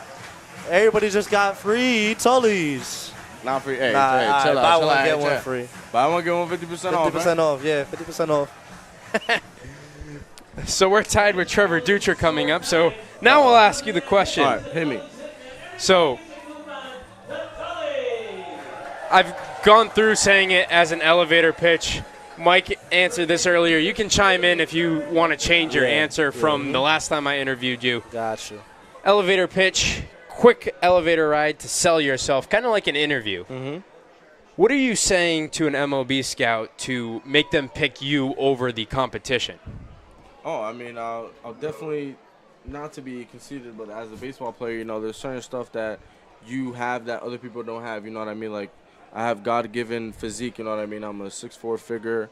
I weigh 235, you know what I mean? So a lot of guys look at that, you know what I mean? So we'll definitely look into that, you know what I mean? You catch the eye of MLB scout with your physique. So I'll definitely say my physique maybe. I'll probably say my arm too, you know what I mean? Yeah, I know what you mean, baby. I know what you mean. Well, what did you say? To be honest, dog, I can't even remember. It's been so long since my last I'll say interview. attitude too, though. Yeah, Dutra singles. Line drive to right field. The run will score. Being waved around is Mendoz. Right here. Mendoz comes in to score. Yeah. The Muckdogs take the lead off the 2 RBI single from Trevor Dutra. Hey, man, I think you need to keep us in the broadcast room every we're inning. down 2, now we're up 2. Yo, damn me up, Mikey. God did. But yeah, man, what do you think, Mikey? I'll say attitude brings in that too. Attitude definitely like plays body a language, major my man. You know role, what I mean? When things aren't going your way, you know the way you keep your composure up in the mound and stuff. Yes, sir. All that goes with it. So now Caleb Walker comes up to the plate. Next question for you guys. I didn't ask Mike this one the last time I interviewed him. Describe yourself as a teammate and think about the same question that I just asked you when answering this. Of course. Now you said like in 3 words, or just like describe yourself like as just a teammate. Just if you're being interviewed, describe yourself as a teammate and why. I feel like I'm a team first type of guy. You know, I'm willing to do whatever to help the team win the ball games and everything, no matter if I'm pitching or not, and everything. Man, Abby, I hear what you're saying, dog, but it's all good. Nah, I'm a team first type of guy. I just want to win ball games, you know, and I feel like when everybody has that mentality, I feel like that what makes mediocre ball teams become great ball teams when everybody wants to win ball games and have one. Well, on my part, I believe that I bring in like smiles to everybody, you know what I mean? I'm never like sad, you know what I mean? Like obviously everybody has bad days, you know what I mean? But I don't let that affect me once I get into the baseball field. The baseball field is like my therapy session, you know what I mean? Where all problems go away, and then we're there to play with friends and family, you know what I mean? Everybody here is my best friend, you know what I mean? We're out here. This is family, so we're all in this together, you know what I mean? Yeah. So, similar question. Describe your guys' personalities, how you guys act in the clubhouse, and just how you guys bring up the team. Well, I live with this dude, so I get to deal with him every day, you know. God, you acting like it's a problem. Nah, that's not a problem. You know, like we all laughs, man. In the dorm room, like we stay up playing dominoes all the time, and it gets real competitive. Very. So like, we really have like a really good chemistry. The legend, the GOAT. Skip owes me around though. He's talking all that smack. You know what I mean? I gotta get him one day. You know what I mean? I played dominoes with Skip before the game today. We won 2 games in a row, and we smoked Izzy and Lukey Lopez. So I feel like Abby's about to catch the smoke the next. Hey man, listen, game. I'm a genie when it comes to dominoes, man. You gotta see me, man. We gotta do a broadcast on that, dude. Hey, we gotta go live. Yeah, I'm serious, man. Yeah. and that's just going back to the energy in the locker room. You know, like we all play games, have fun in there, chill, vibe, listen to music, and we just dance. We build character. Hey, man, you might not know it, but even Eric be busting some moves in there, man. Eric be busting moves, man. Yeah. My boy be hitting the folks, all that. Oh, and don't let Drizzy Drake come on. Eric come out when Drizzy Drake be playing. All this. We love it, bro. That's the energy that we try to build in this clubhouse, you know. And I feel like that just brings us closer as a team. Exactly. And what's even crazier, we don't even try. It just comes out naturally, you know? Everybody is the same personality. Same personality I have, everybody has. Nobody's down. Nobody's quiet. Everybody's outgoing, goofy. Everybody bounces off each other's energy. But most importantly, once we get on that field, it's all switches. It's like a switch. Professional. Flip it right away. But we make sure we have fun in this professional game. You know what I mean? I mean, I can testify for you guys on that. Yeah. Whenever I walk in the clubhouse every day, and I get the privilege of being around these guys every day, the first people to greet me every day is these two, as that one's lying down to left field, barely missing. Keep it fair, man. But as I was saying, the first ones to greet me every day in the clubhouse, Michael Benedict and Abby Ventura. The GOAT. The GOAT. Come on, man. Of course, man. Anytime. That's what it is, man. Lighting people's day every day, man. That's the goal, man. So we got Jake Vesco up at the plate, sending him back down to the field real quick. 1-1 count with 2 outs. We got Dutra on second. Next pitch upcoming. Oof. That one fouled off. Let's break this game open like we did last night, man. That's what I'm trying to do to teams every night. Every night we play, I want us to It's a hit. close game, but it's not for too long, man. Not for too long. Both of these guys I have up here right now, highly competitive. Yeah, man. Benedict, hopefully he'll get a home start at some point. I've been waiting to throw in front of this Batavia crowd, man. I feel like every time I pitch, it's always been at the other team's ballparks, and it just doesn't feel the same as when I step on the field here and see every fan live and everybody wanting to watch this game. I can't wait to throw at home. Benedict, in fact, was going to get scheduled for a home game, but it was an exhibition game, so he got pushed back one. Unfortunately, the man, the myth, Mr. Quote-Unquote Batavia couldn't make it in the homestand. You know what I mean? Vesco swings and misses at that one. So 4 runs on 4 hits on 33 pitches. The Muckdogs take the lead with you guys on the broadcast. Indeed. We're going to have you guys on here more. Don't worry, we'll be back. We told you we love being on this broadcast, man. It's fun. Sure. So these guys, they got to head back down to do their pitching analysis or whatever you guys call it. We do the radar gun. You'll see us right behind the home plate, you know what I mean? If you guys see us, I'm going to wave back at the camera real quick, you know what I mean? Yeah, but it's nice seeing you guys. Stay tuned. We ain't done yet. We putting up 24. Yes, sir. Right. Another 24. Thanks, guys, for joining me. Yes, sir. I appreciate you guys having us, man. Sending it back down to the field, we got Gage Wheaton now on the mound for the Muckdogs. Gage Wheaton on the season. In 7 innings pitched, he has allowed 4 hits, has a 3.85 ERA, 5 walks, 13 strikeouts. Opponents are hitting 167 on him on the season. So, for everybody watching right now, we'll be back in a few short moments as we get ready for Wheaton and his outing in the top of the 7th. What do we got here today? What do you guys got? How can I help you? What do you recommend? We just got a fresh batch of Eli Fish's Muckdog Ale. Muckdog Ale? Go Dogs! Give me some of those. Muckdog Ale coming right up. Muckdog Ale. Go Dogs, baby.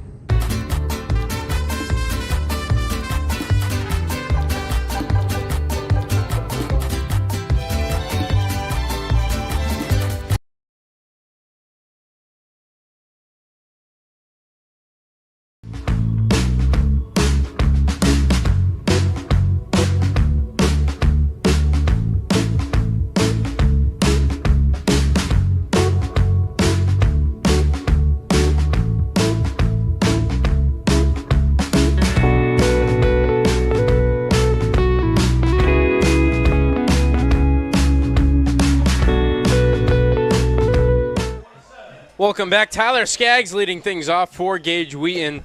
Coach Martinez likes to refer to his bullpen as the Dogs, and Gage Wheaton falls into that category perfectly. 13 Ks on the season. We'll see what he can do in his outing right now. That fastball is a little high to Skaggs for ball 1.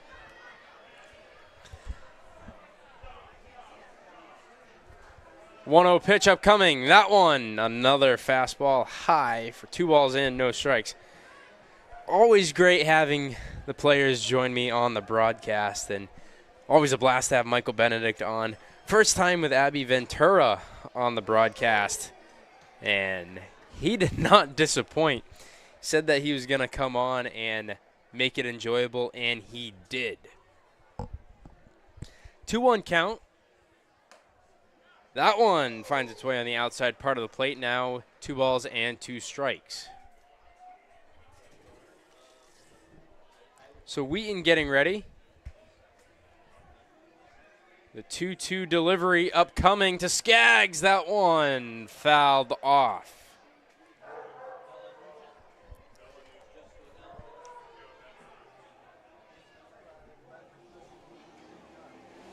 A large crowd here for the Muckdogs this evening.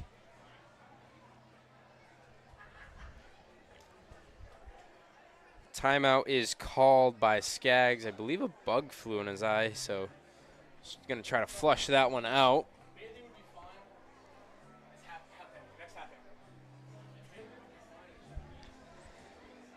So, man, what a broadcast we've had this evening. We got more emails rolling into at Batavia.Muckdogs. July 6th, as I mentioned earlier, strike 3, and Wheaton gets the job done for the first out of the inning. So as I mentioned earlier, on July 6th, which is this Saturday, we will be honoring active duty and veterans, all the military heroes on the broadcast. Send in your pictures of your loved one or military hero, or both, to the broadcast, and they will be featured as a part of our appreciation for the military, because without them, none of this is possible. 2 balls and no strikes from Wheaton here. You can send in those pictures with their name and what branch of the military they were in. That one in there for a strike. Send those pictures into Batavia.Muckdogs at Outlook.com, and they will be featured on the broadcast on Saturday. Wheaton getting ready. Next pitch upcoming. That one popped up. Foul, and now a 2-2 count.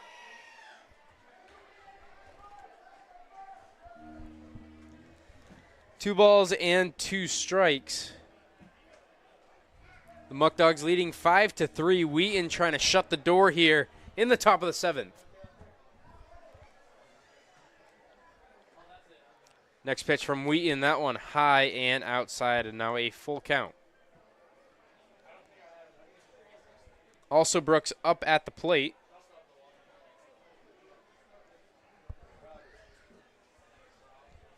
Three-two.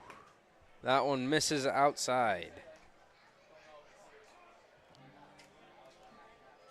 So it's a walk. Putting 1 runner on. Now Cooper Loyal coming up.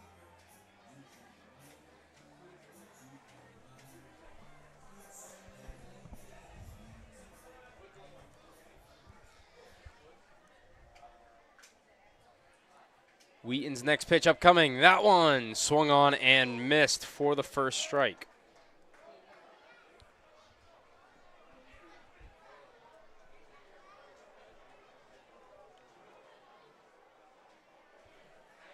Next pitch upcoming from Wheaton. That one down the middle again, and now no balls and 2 strikes. Wheaton has 1 out already in the inning. It's been an exciting one. It was a hot day today. Temperatures reaching upwards around 90 degrees here in Batavia. It's cooled off a lot since then, now sitting at 78 degrees.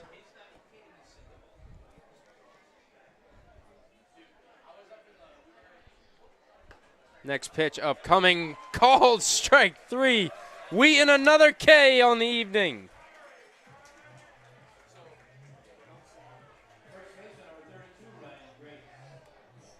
Ryan Grace now up to the plate.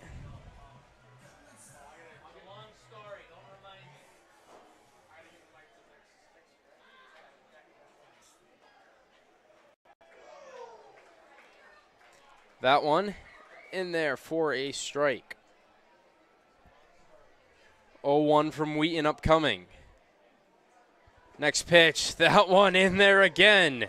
Now Wheaton down to the last strike this inning. Off speed pitch there. Let's see what he goes with here. Checking on also Brooks at first.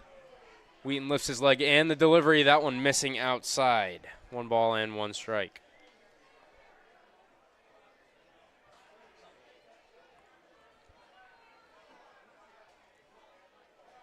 Wheaton resetting for the 1-2 pitch. The delivery, that one barely missing inside.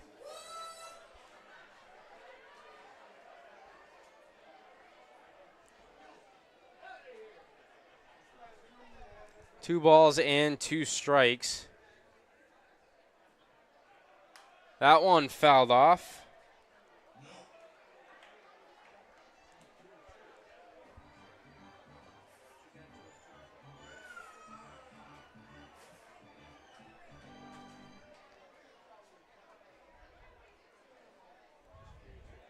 So now Wheaton getting ready for the 2-2 offering again. That one, a fastball! Swung on and missed, and Gage Wheaton, 3 strikeouts to end the inning. He's fired up in front of this large crowd in Batavia at Dwyer Stadium, ready for some post-game fireworks with their Batavia Muckdogs leading 5-3 over the Geneva Red Wings. We'll be back for the Muckdogs to come up to add some insurance runs in the bottom half of the 7th.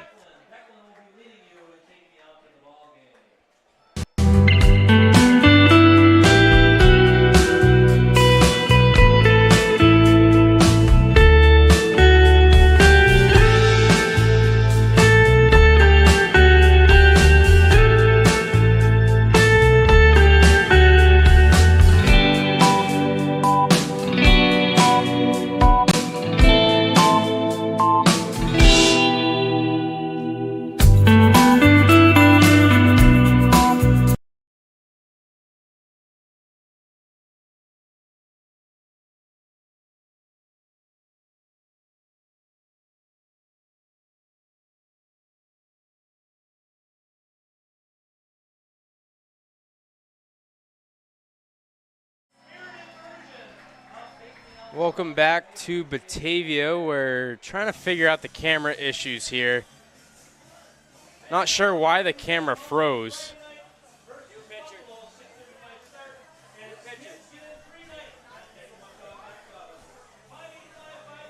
We'll be back as we figure this out. Yo,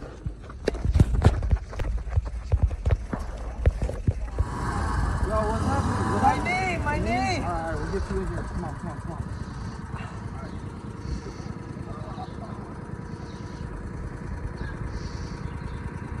We're gonna get you profiles to checked out. All right. All right. You good? Yep. All right, let's go.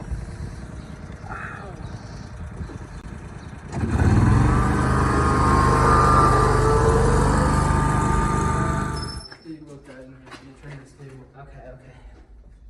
Gotta get this done quick. What's up, guys? Something wrong with his knee. I'm not sure what it is. It's me, huh? My knee. Let's take a look. Nothing I can do. Let's send down to Rochester Regional Health. The best medicine services in Western New York.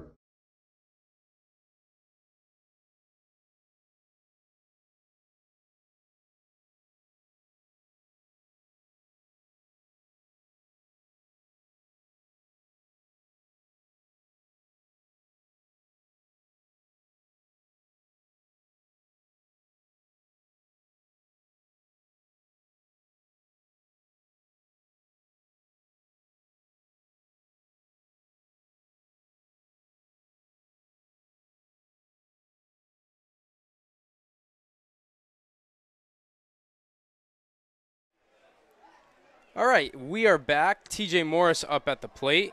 Apologies for that, as Morris gets hit, and now he'll reach base.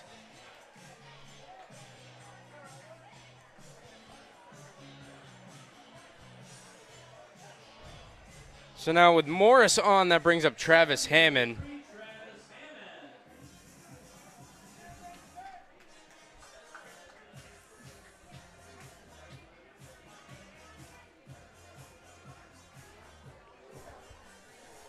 Travis Hammond coming up to the plate. He's 0 for 2 on the evening. He has TJ Morris on first base. Pipkins on the mound for the Red Wings now.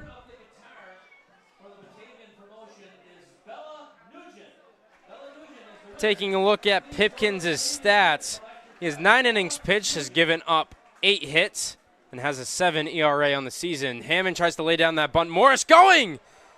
And he's out at second base.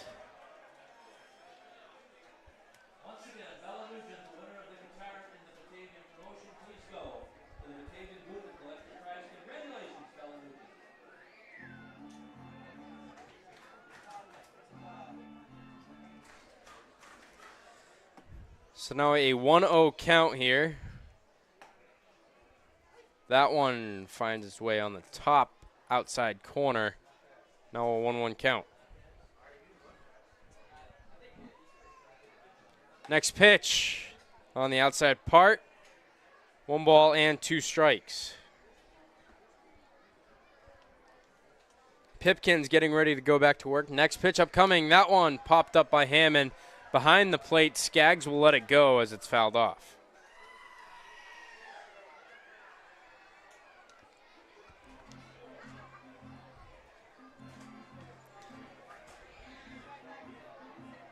As it stands right now,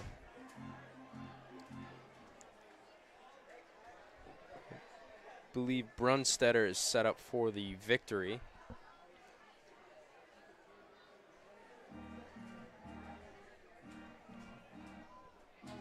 That one was fouled off, so now another 1-2 count upcoming. Pipkins gets ready, and his delivery to Hammond. That one inside on Hammond. Now 2 balls and 2 strikes.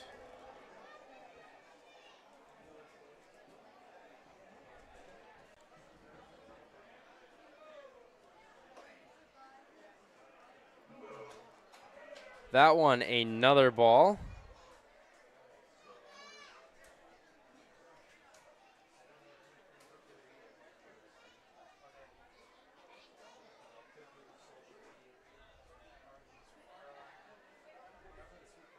Next one, that is a ball high, and Hammond will walk.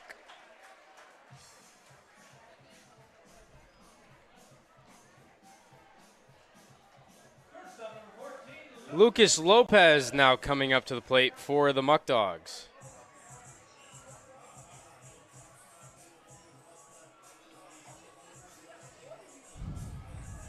Lopez on the evening, 1 for 3.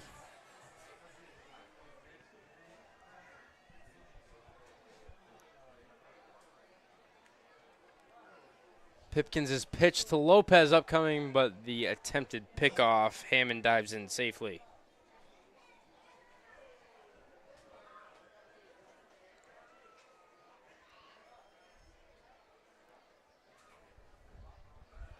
Another pickoff attempt and another dive from Hammond, who's in there safely.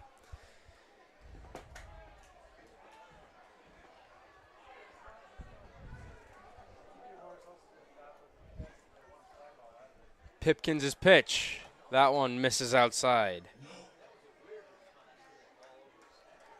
1 ball and no strikes to Lucas Lopez.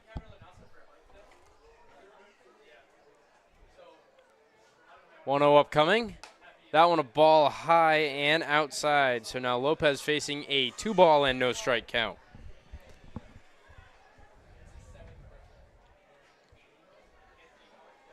Pipkins resetting the 2-0 pitch upcoming with 1 out. Hammond the lead. That one. There is a balk. So Hammond now moves over to second.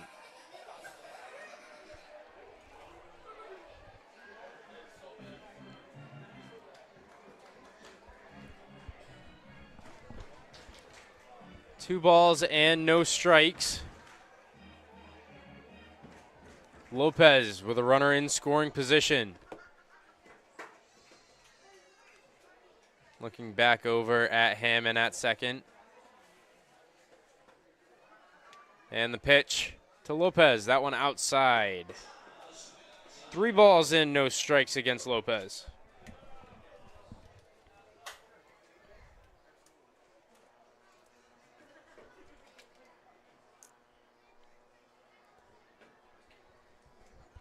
Pipkins resetting for the 3-0 delivery upcoming to Lucas Lopez, the shortstop for Batavia this evening. The delivery, that one misses outside. It's a 4-pitch walk for Lucas Lopez. So now 2 runners on with 1 out, and Jake Butler coming up to the plate.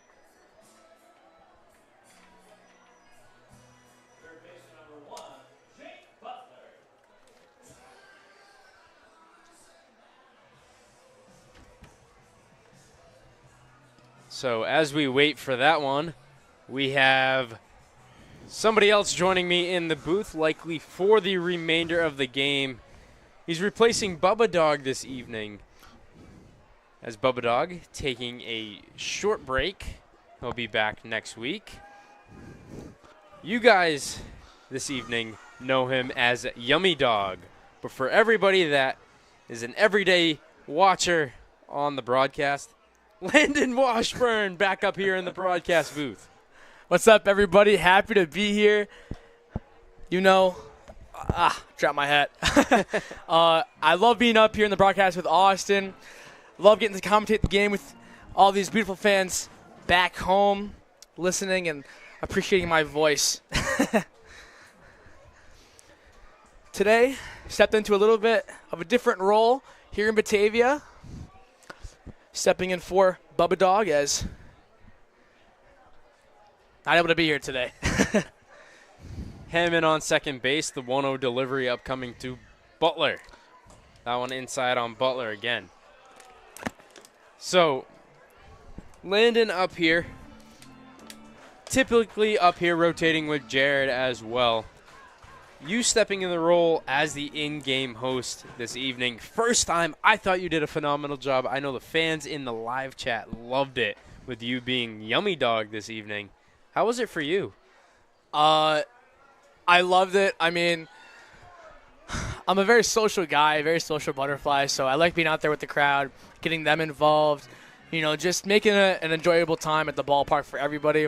On this beautiful night, it is hot. It doesn't look very hot through the broadcast, but I can confirm, everybody, it is pretty warm. But, no, happy to be out there and provide some entertainment for the fans and for the interns, too. I know the interns liked it. Speaking of it being hot, I don't know why, but there is a fire truck out in right field. Well, behind the fence in right field, I should say. So, 2-2 upcoming. Both runners go inside. The throw, that one goes way out into the outfield. Hammond will come across the score. Lopez moves over to third, and the Muckdogs add another run. Yeah, the catcher right there, he kind of hesitated behind home plate. Didn't even think about it. He thought about not throwing it. He decided to throw it, had to work around Butler, the batter, who did exactly what he's supposed to do, stand his ground, not move. Catcher overthrows the third baseman. The Muckdogs able to capitalize and extend their lead here in the bottom of the 7th. So now a runner 90 feet away with Jake Butler, who's second on the team in RBIs at 19. Coming into the game, I should say. Full count pitch upcoming from Pipkins to Butler. That one called strike 3 as it finds its way on the inside part of the plate. Butler was not happy about that one, but he gets set down looking. Yeah, Butler does not like that call. Thought that one was a little low. He was on his way to jog to first base, but the home plate umpire rings him up, and Butler will take a seat in the dugout. But you know what? He's gonna be okay because he's gonna get to watch his buddy Cooper Romick hit, who is fantastic to watch. As a baseball fan, you love seeing the way this guy swings the bat. That one a ball high to Romick for the first ball. He has a runner 90 feet away. Romick leading the team in RBIs. Coming into the day, he had 23. Next pitch to Romick. He looks at that one for the first strike. And, you know, people always talk about the RBIs and how Romick does a great job, you know, leading the team in RBIs, and he's one of the best hitters in the PGCBL. But what people don't understand, or some of them don't really take time to appreciate, is the guys ahead of him getting on base and being in scoring position for Romick to take advantage. Because, you know, he has so many base hits, but those base hits with speedy guys in front of him like TJ Morris, Travis Hammond, Jake Butler, Lucas Lopez, those guys being in scoring position allows them to score and rack up those RBIs for Cooper Romick. Next pitch is a ball high and outside for a 2-2 count. So fans, you're not able to see the numbers, But tonight, at 573 total views, we have broken another live stream viewing record. And it's only the bottom of the 7th inning, and Cooper Romick gets drilled.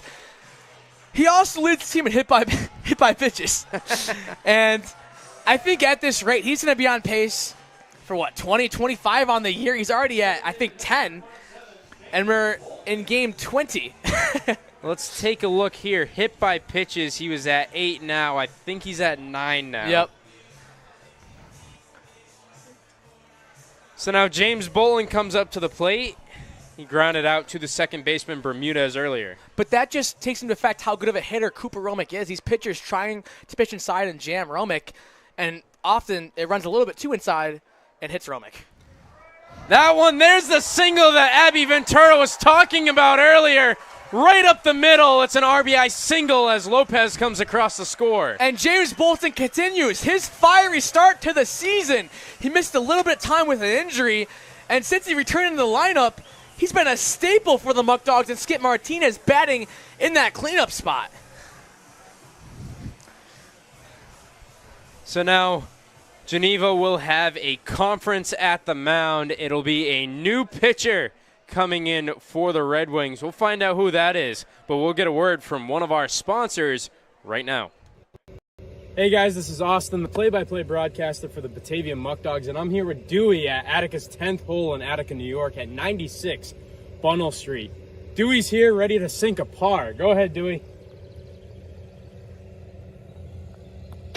Come out to Attica's to play some 9-hole golf.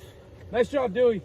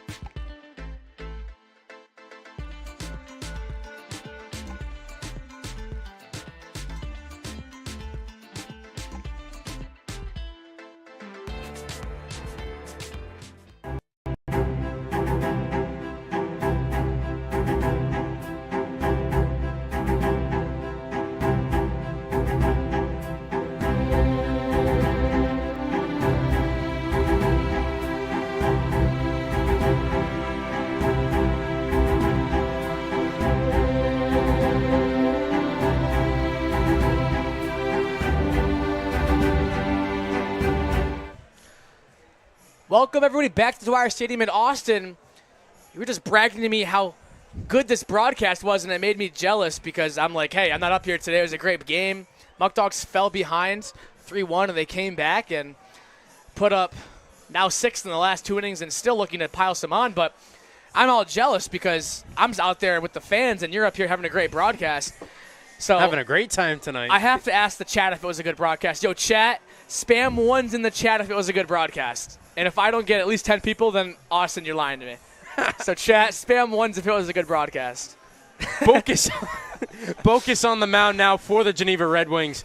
On the season, he has a .337 ERA in 16 innings pitched. He's given up 9 hits. He struck out 19 batters and has 14 walks. One of the reliable arms for the Red Wings. Now up with Sean Mindas up at the plate, who is 1 for 3 on the evening, continuing his hitting streak into tonight.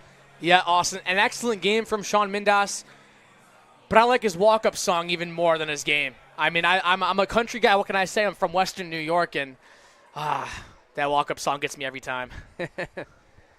First pitch upcoming. Mindas swings and misses at that one for the first strike.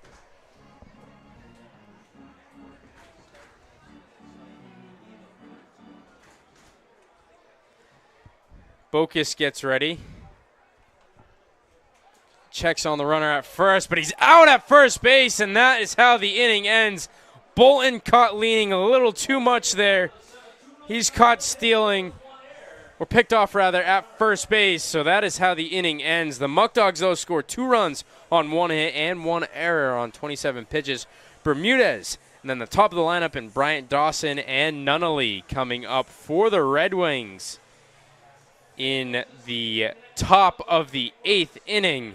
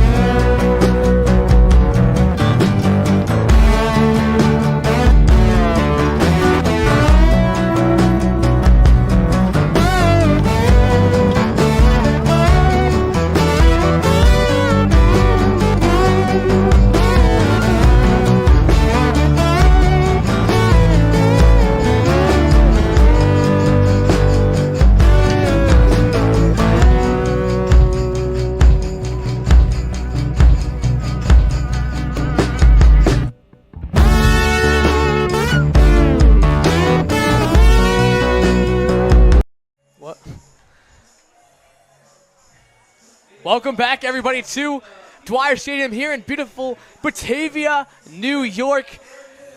Landon Washburn here alongside me, Austin Mendes. And Austin, yesterday, it was yesterday. No, a couple days ago. A couple days ago, we had a bet in Niagara Falls, and we lost the bet.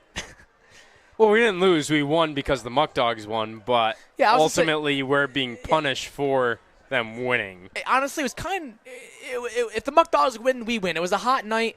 If the Muckdogs win, we were going to jump in the pool, but we found out from the higher-ups it would be illegal. And I don't know about you, but I'm too young to go to jail.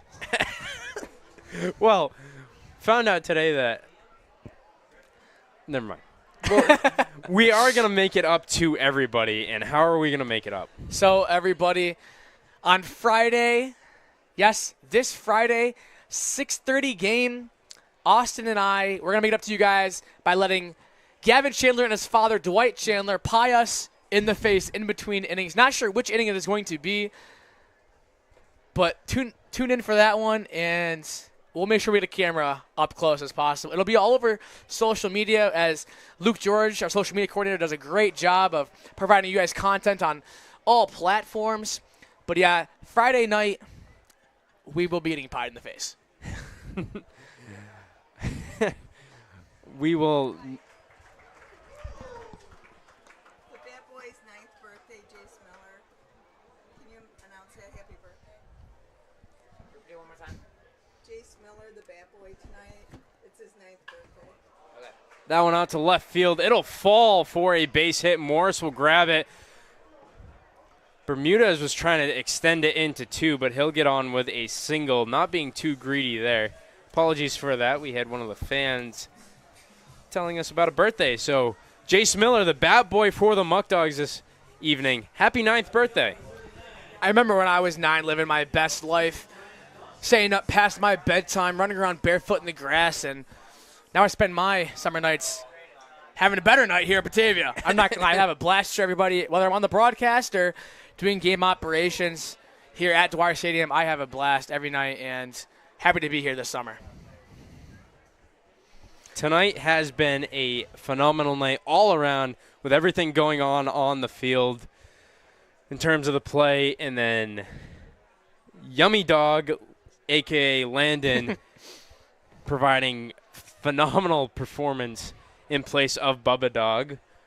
The broadcast, we've had the guests. They've been great. Because that one's in there for another strike. And we'll have one more guest upcoming in the top of the 9th inning. Stick around to find out who it is. We have set a record for total viewers on the broadcast, and we are getting close for total viewers at one time for that record. That one is low.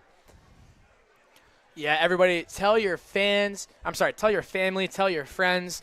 And if you have any fans, tell them to join on for Austin and Landon up here in the top of the 8th.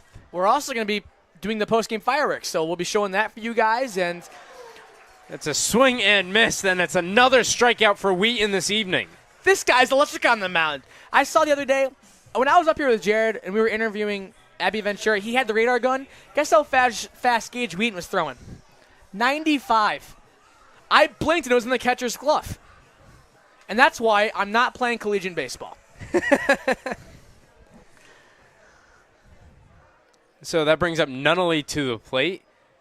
That one misses barely outside. So as Landon was saying, we were sitting at 130. Now we're up to 131. Tell everybody to get on the broadcast. We're going to have the post-game fireworks live streamed for the 4th of July, ladies and gentlemen. It's Independence Day tomorrow. As that one's flipped over to Walker. Thrown to first and not in time. So the fielder's choice. Great play from the flip from Lopez to Walker to get one of the outs.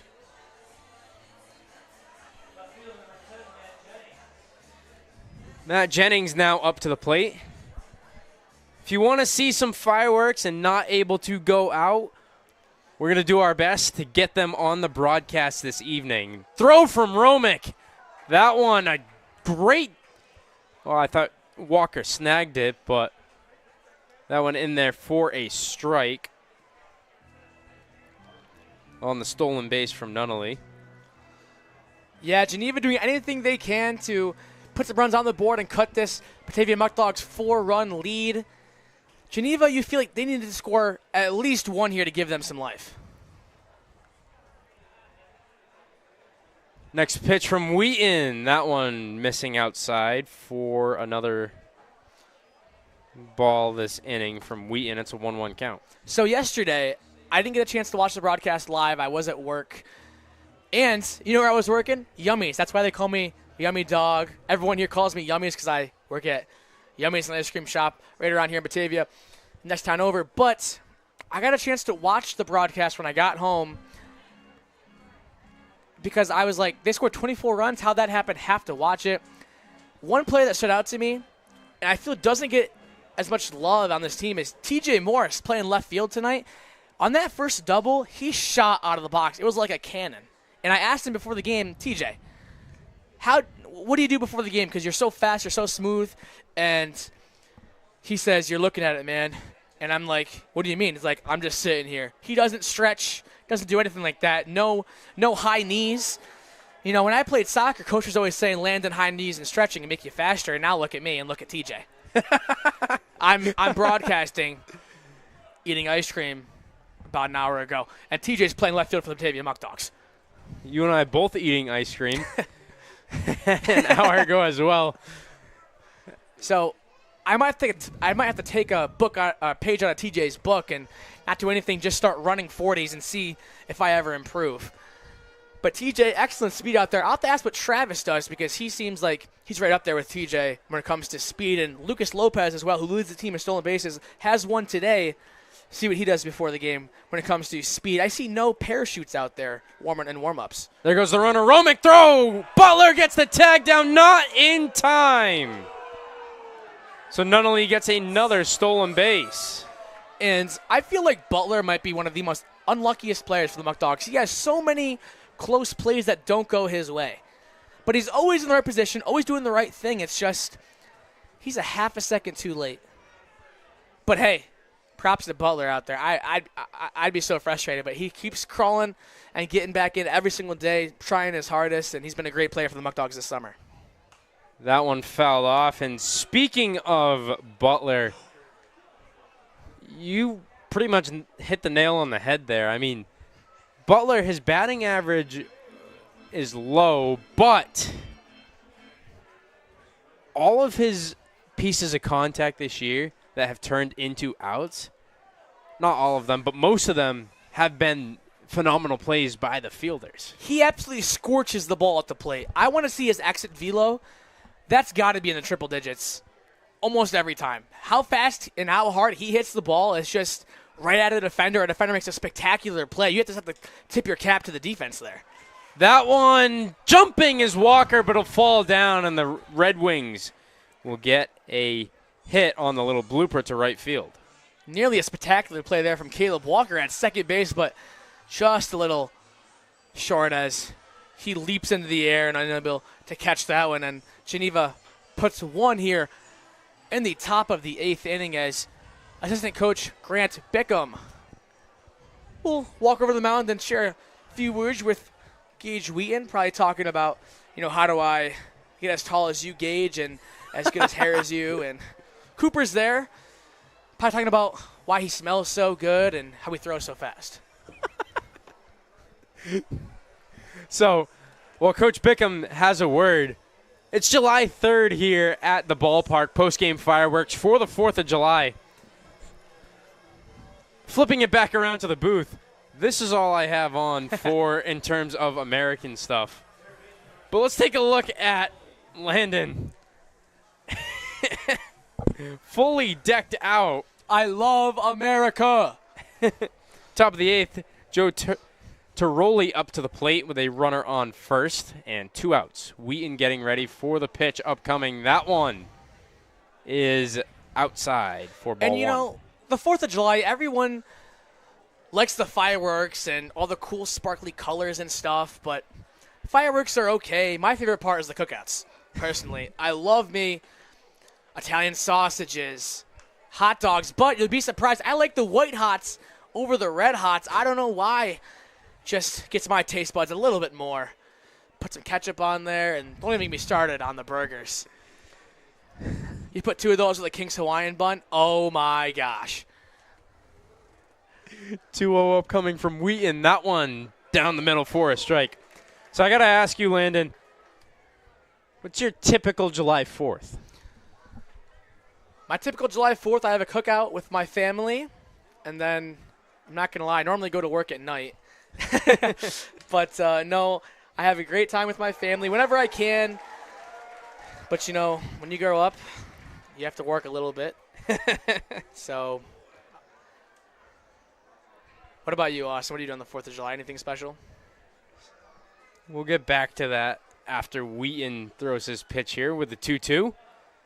Here's the pitch. That one out to center field for a single. So my typical 4th of July for every year except for this year, I have gone to my best friend's uncle's house. And there he has a big cookout as Coach Martinez will make a move to the bullpen. So we'll switch it back around to the booth as we wait for who it is. Landon standing on the chair right here. So let's take a look at that new pitcher, my trusty binoculars, as I was mentioning earlier. Oh, yeah. I like this guy. I like this guy a lot. And we were mentioning him earlier with Reed Markham on the broadcast. It's Trey Bacon. Trey Bacon! Bacon coming into the game in 6 1/3 innings pitch. Wheaton getting an ovation from the fans here. He's quickly become a fan favorite here at Dwyer Stadium as Keegan places the crown on Gage Wheaton as he walks into the dugout, receiving tons of hugs and love and support as Izzy, I just read his lips. He'd asked why Gage Wheaton smells so good once again. But this call to the bullpen will bring in Trey Bacon, another fan favorite here in Batavia. So in 6 1/3 innings pitched, Trey Bacon on the season has given up 6 hits. A 0 ERA, though, which is the important part here with 2 runners on base and 2 outs. 9 strikeouts for Bacon and 231 opponent batting average. As we have now hit our single time live stream viewer mark, and that's thanks to everybody at home. We are now at 146 on the broadcast, passing our record of 140 at a single time. You know what I think that means, Austin? I think you fans have to drop in the chat what Austin and I should do Nothing illegal, please. Like I said, I'm too young to go to jail. But you guys beat the record. We could have done it without you guys. Drop in the chat, since you guys didn't want to spam ones in the chat. Drop in the chat what Austin and I should do to celebrate this moment between the both of us. And I will do it not like Niagara Falls the other night. Whatever you guys want me to do, we'll throw it on the social media for all of you guys to see after on the Batavia Muckdogs social media pages. Let us know, and we will do it. So going back to the 4th of July, every 4th of July for the last I don't know how many years, it's been jet skiing all day, and I love it. That sounds like a great 4th of July. Was there a cookout? Cookout, great food. I live down in southeastern Massachusetts, so I'm around a lot of Portuguese people. If anybody has had Portuguese food, you know how great it is. It's even better when it's homemade. Now, what do you qualify as Portuguese food for 4th of July? That one grounded over to Butler. He'll throw across the diamond, stretching! Dutra comes off the bag. So it'll be an infield single. And that's going to go down as a single. But Jake Butler, if he doesn't backhand that ball and move his body over to his right to get that as it was scorched down the line at third base, Geneva's scoring a run there. So Butler, being the athletic third baseman he is, stops the ball at least and prevents a run. Next pitch, that one gets away from Romick. Here comes Jennings to the plate, and he will score. So now Geneva trailing by 2 now, following that wild pitch.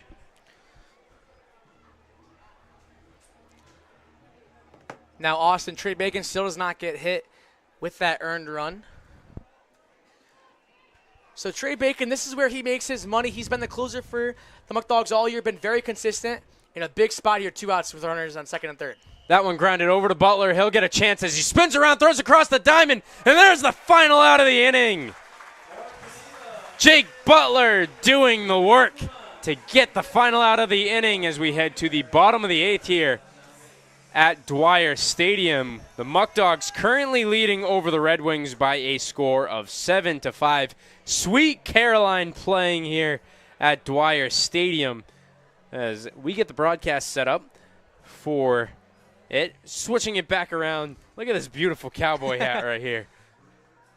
Getting word from some of our sponsors. Auto Wash is award-winning and committed to providing the best car wash experience in the Finger Lakes. Go unlimited and become a club member today. Don't forget to ask about the Family Plan program to save even more. I love me some Sweet Caroline, Austin. Sing it right now. Wait till the chorus. Whole Life Fitness is the official gym of the Batavia Muckdogs, located at 624 East Main Street in Batavia. Make sure to stop in and get your membership today. Hey, when we got ice cream today, you know I can sing. I mean, come on. We'll find out right now. Here we go, turning it over to Landon. Sweet Caroline, good times never seem so good. This Batavia crowd's electric right now. I'm loving it.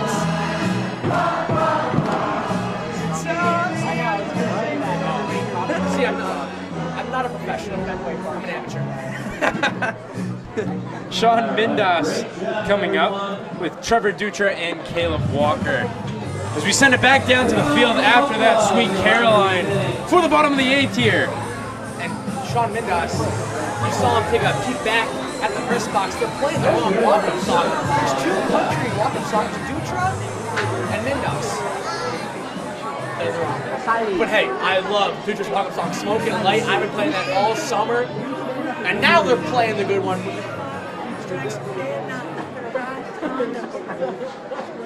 First pitch to Mindas. He grounds that over, picked up by Tiroli, thrown across the diamond, and there's the first out of the inning.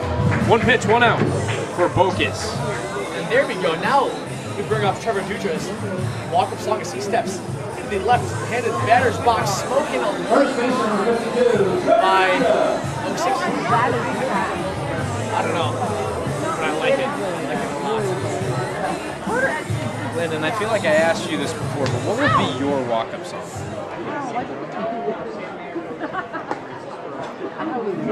Okay, so at first I was thinking like, let's go something serious, right?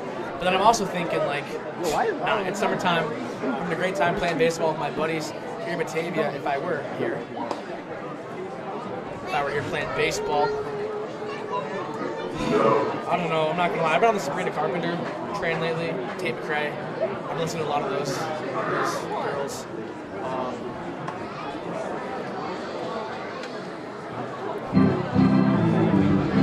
Something gets the crowd into it. Can't do Sweet Caroline. It's already played here. That's a tough question. There's too many good songs. If you saw me, everybody, I was like this. I was trying to lock in. I was like, yo, what am I saying? What am I gonna say for walk-up song? It's a big part of your game. I'm not gonna lie. It probably gives you plus 16 aura with the walk-up song, at least. Maybe some swag. So while he thinks about it, the 2-2 pitch up coming from Bocas. That one fouled off from Dutra, staying alive.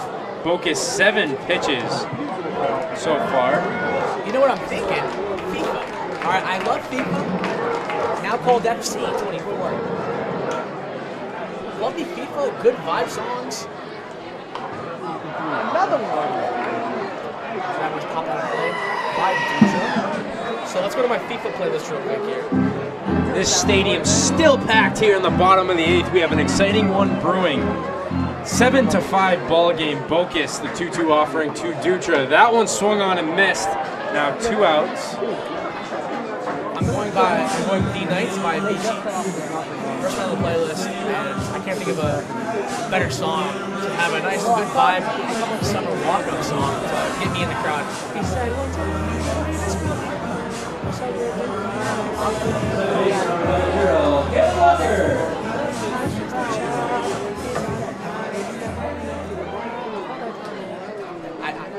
What other way to start a walk-up song?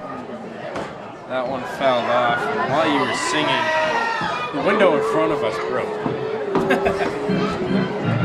Very funny. I'm joking. The window did not actually break. I didn't think about it. You guys probably hate my singing on here. 0-1 upcoming. That one inside on Walker does not get him. No. Yeah, I'm sorry, guys. Jeez. We still have our top viewers, so nobody left off that. Actually, we gained some. So. We gained 4 viewers off of it, so still sitting at our record, which is 153. That one misses outside. 2 balls and 1 strike. Fans, again, stick around for the post-game fireworks. Also, we mentioned this earlier on the broadcast, but now that we have more viewers, for those of you just joining us, it is the first base coach, assistant coach, Khalid Cox's birthday.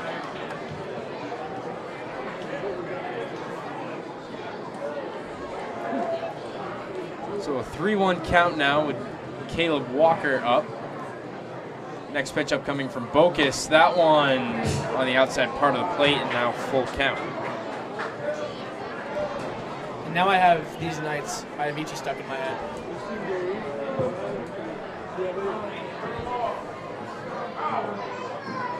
Next pitch. That one fouled off. Full count. Walker 1 for 3 on the evening. Bocas, his 16th pitch upcoming.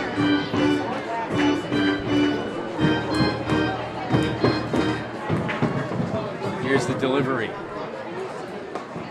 That one outside. That slider, a lot of movement trying to hit the outside part of the plate, but just a bit outside. Jacob Vesco coming up now for Batavia. So Austin, what would be your walk-up song? Please do not say that country artist that you always play. What's his name again? I did find another fan of him, but Charles Wesley Godwin or Tyler Childers is who you were referring to. That one swung on and missed. Yeah, I'm a big Tyler Childers fan. I don't know his name, but love his work.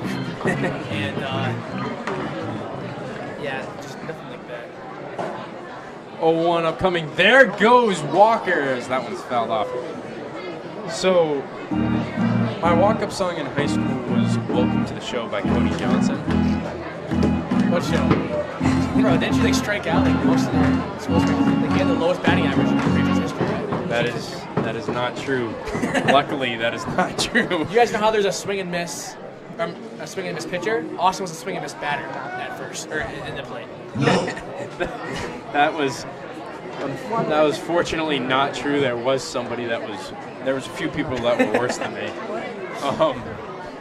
I still wasn't great. I was a 290 hitter. That's why I'm not playing for the Muckdogs right now. I'm on the broadcast. As that one misses outside. Walker steal. That's his third stolen bag of the day, right? Something like that. I mean, get that statistic for you right now. He had 2 in his first at bat, stole second and third, and he was moving. That is his third. And I would have ran there was a nice cheeseburger at second base. That's what I was. He was moving like I was on first base, and that was the case. 1-2 to Vesco. That one popped foul. So after listening to it recently, I'd still stick with country. It would be Ain't No Lovin' Oklahoma by Luke Combs. Just recently came out. Ain't no lovin' Oklahoma. At least you know the song. That's a good one. 1-2 upcoming. We're not in Oklahoma though, so I don't know that. Well, maybe I was at one point. That one swung on and missed. So no runs on no hits on 20 pitches. Also Brooks, Loyal, and Grace coming up. We have another guest that will be leaving shortly. Owns the record for the worst first pitch here before a game. And that is our assistant GM, Jack O'Keefe. He works in the box office, so if you see him, please make fun of him for his first pitch. We'll have another guest upcoming shortly, which is our social media manager, Luke George. And Luke George, I know how excited he is to be on the broadcast. I think he's mentioned it maybe 6-7 times in the last 10 minutes. Yo, chat, am I coming on? Yo, dog, am I coming on? Yo, top 9. So, with Trey Bacon coming on for a 4-out save, we'll take a break. All right, so the green looking about 300 yards straight out, maybe a little bit dog leg right. We'll see what we got here with this draw here. Hopefully I don't slice this one. No golfing at Dwyer. So where should we golf at? What do you mean? Attica's 10th hole in Attica, New York. 95 Bunnell Street. All right, We should go there. We should go there. We'll take your word for it.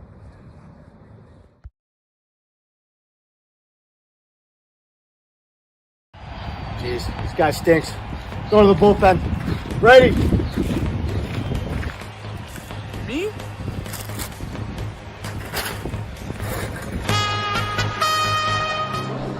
We are here in the top of the 9th. I do not see Luke George anywhere, so we'll be rolling without him. Change of plans. It's adversity here. So, Aiden also Brooks leading things off with Trey Bacon on the mound. First pitch from Bacon. That one out to left field. Morris chasing after it. It just drops foul.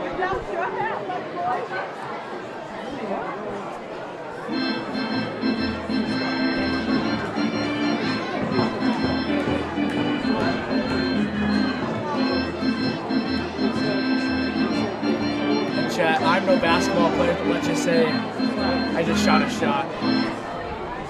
And let's see if it pays off. I took a half quarter, so. That one missing outside for a ball. And if you know it, and if you know, you know.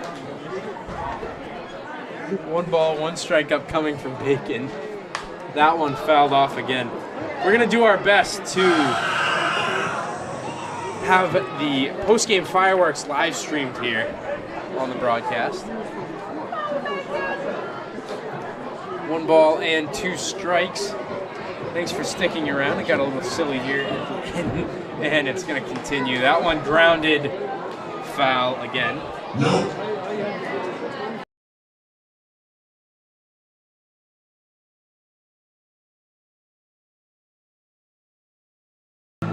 So we have just kicked Jack O'Keefe out of our booth.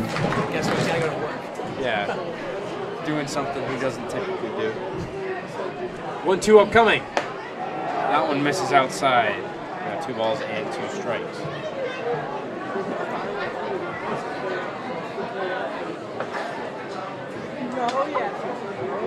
Next pitch.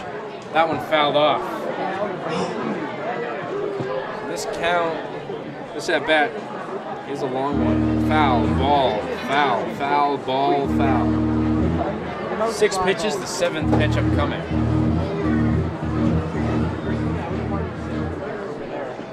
Two.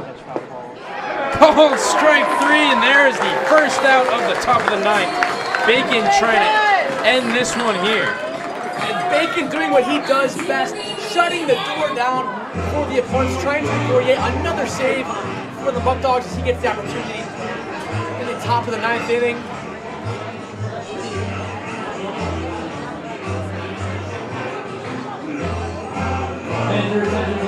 For Geneva, 16, Colin Boyd.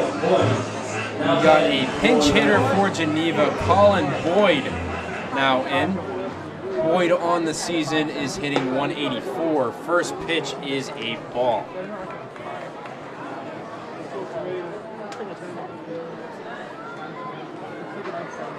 So 1 ball, no strike, swung on and missed, and now a 1-1 count.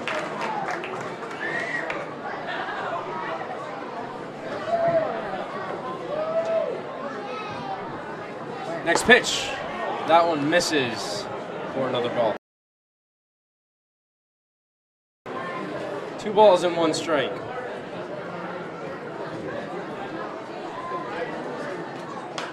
That one popped up, Walker getting underneath it, and we are 1 out away.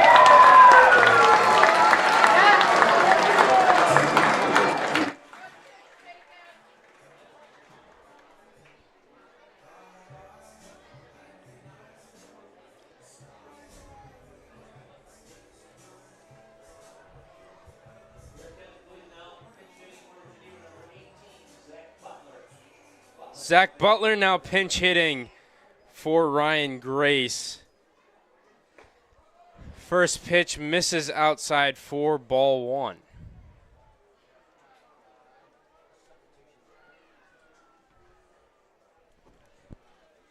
Bacon getting ready, the 1-0. That one out to deep. Left center, Hammond on his horse. Still carrying. That one falls down against the wall. Butler will stay on second with a stand-up double.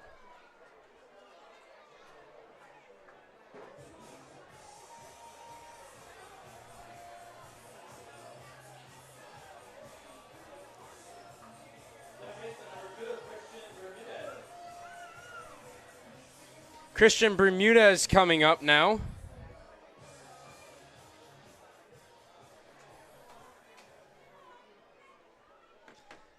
Bacon 1 out away. That one fouled off, and now 2 more strikes for Trey Bacon.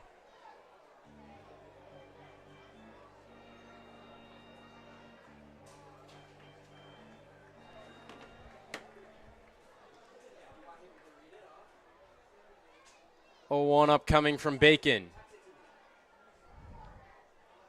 Here's the pitch. That one swung on and missed, and Trey Bacon 1 more strike away.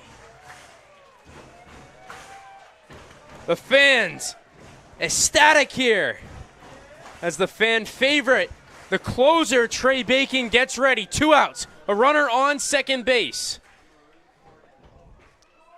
Bacon gets set. Bermuda is the last hitter in the lineup. The pitch, that one misses outside.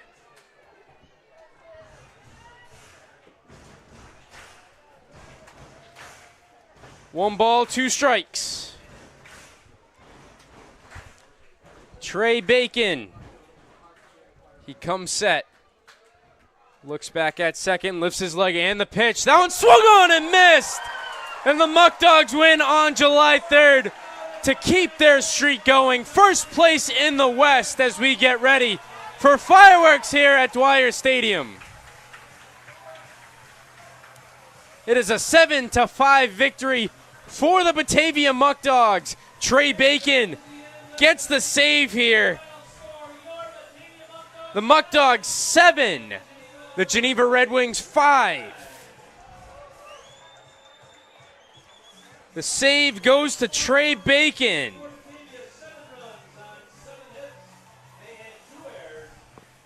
The losing pitcher is Garrett Pound.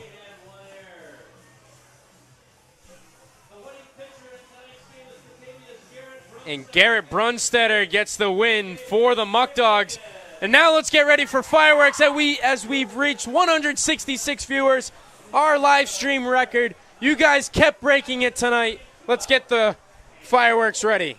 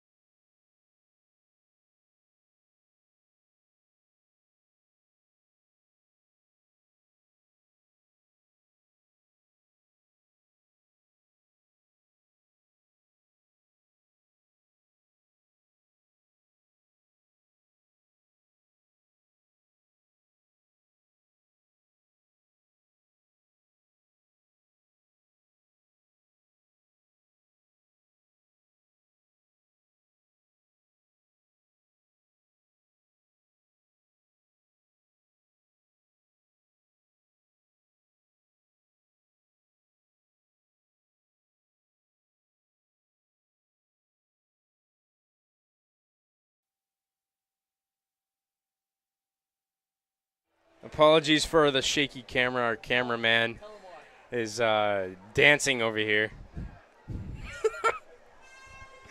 Here we go for the fireworks, ladies and gentlemen.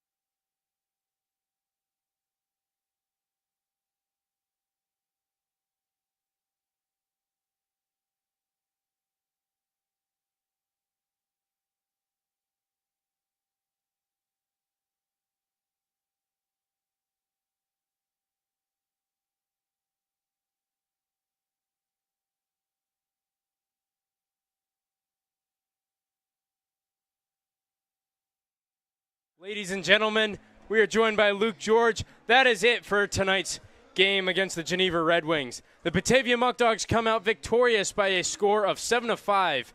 Catch Landon and I on the broadcast tomorrow on the 4th of July for the 4th of July. We'll send it back to Landon real quick. Have a good night, everyone.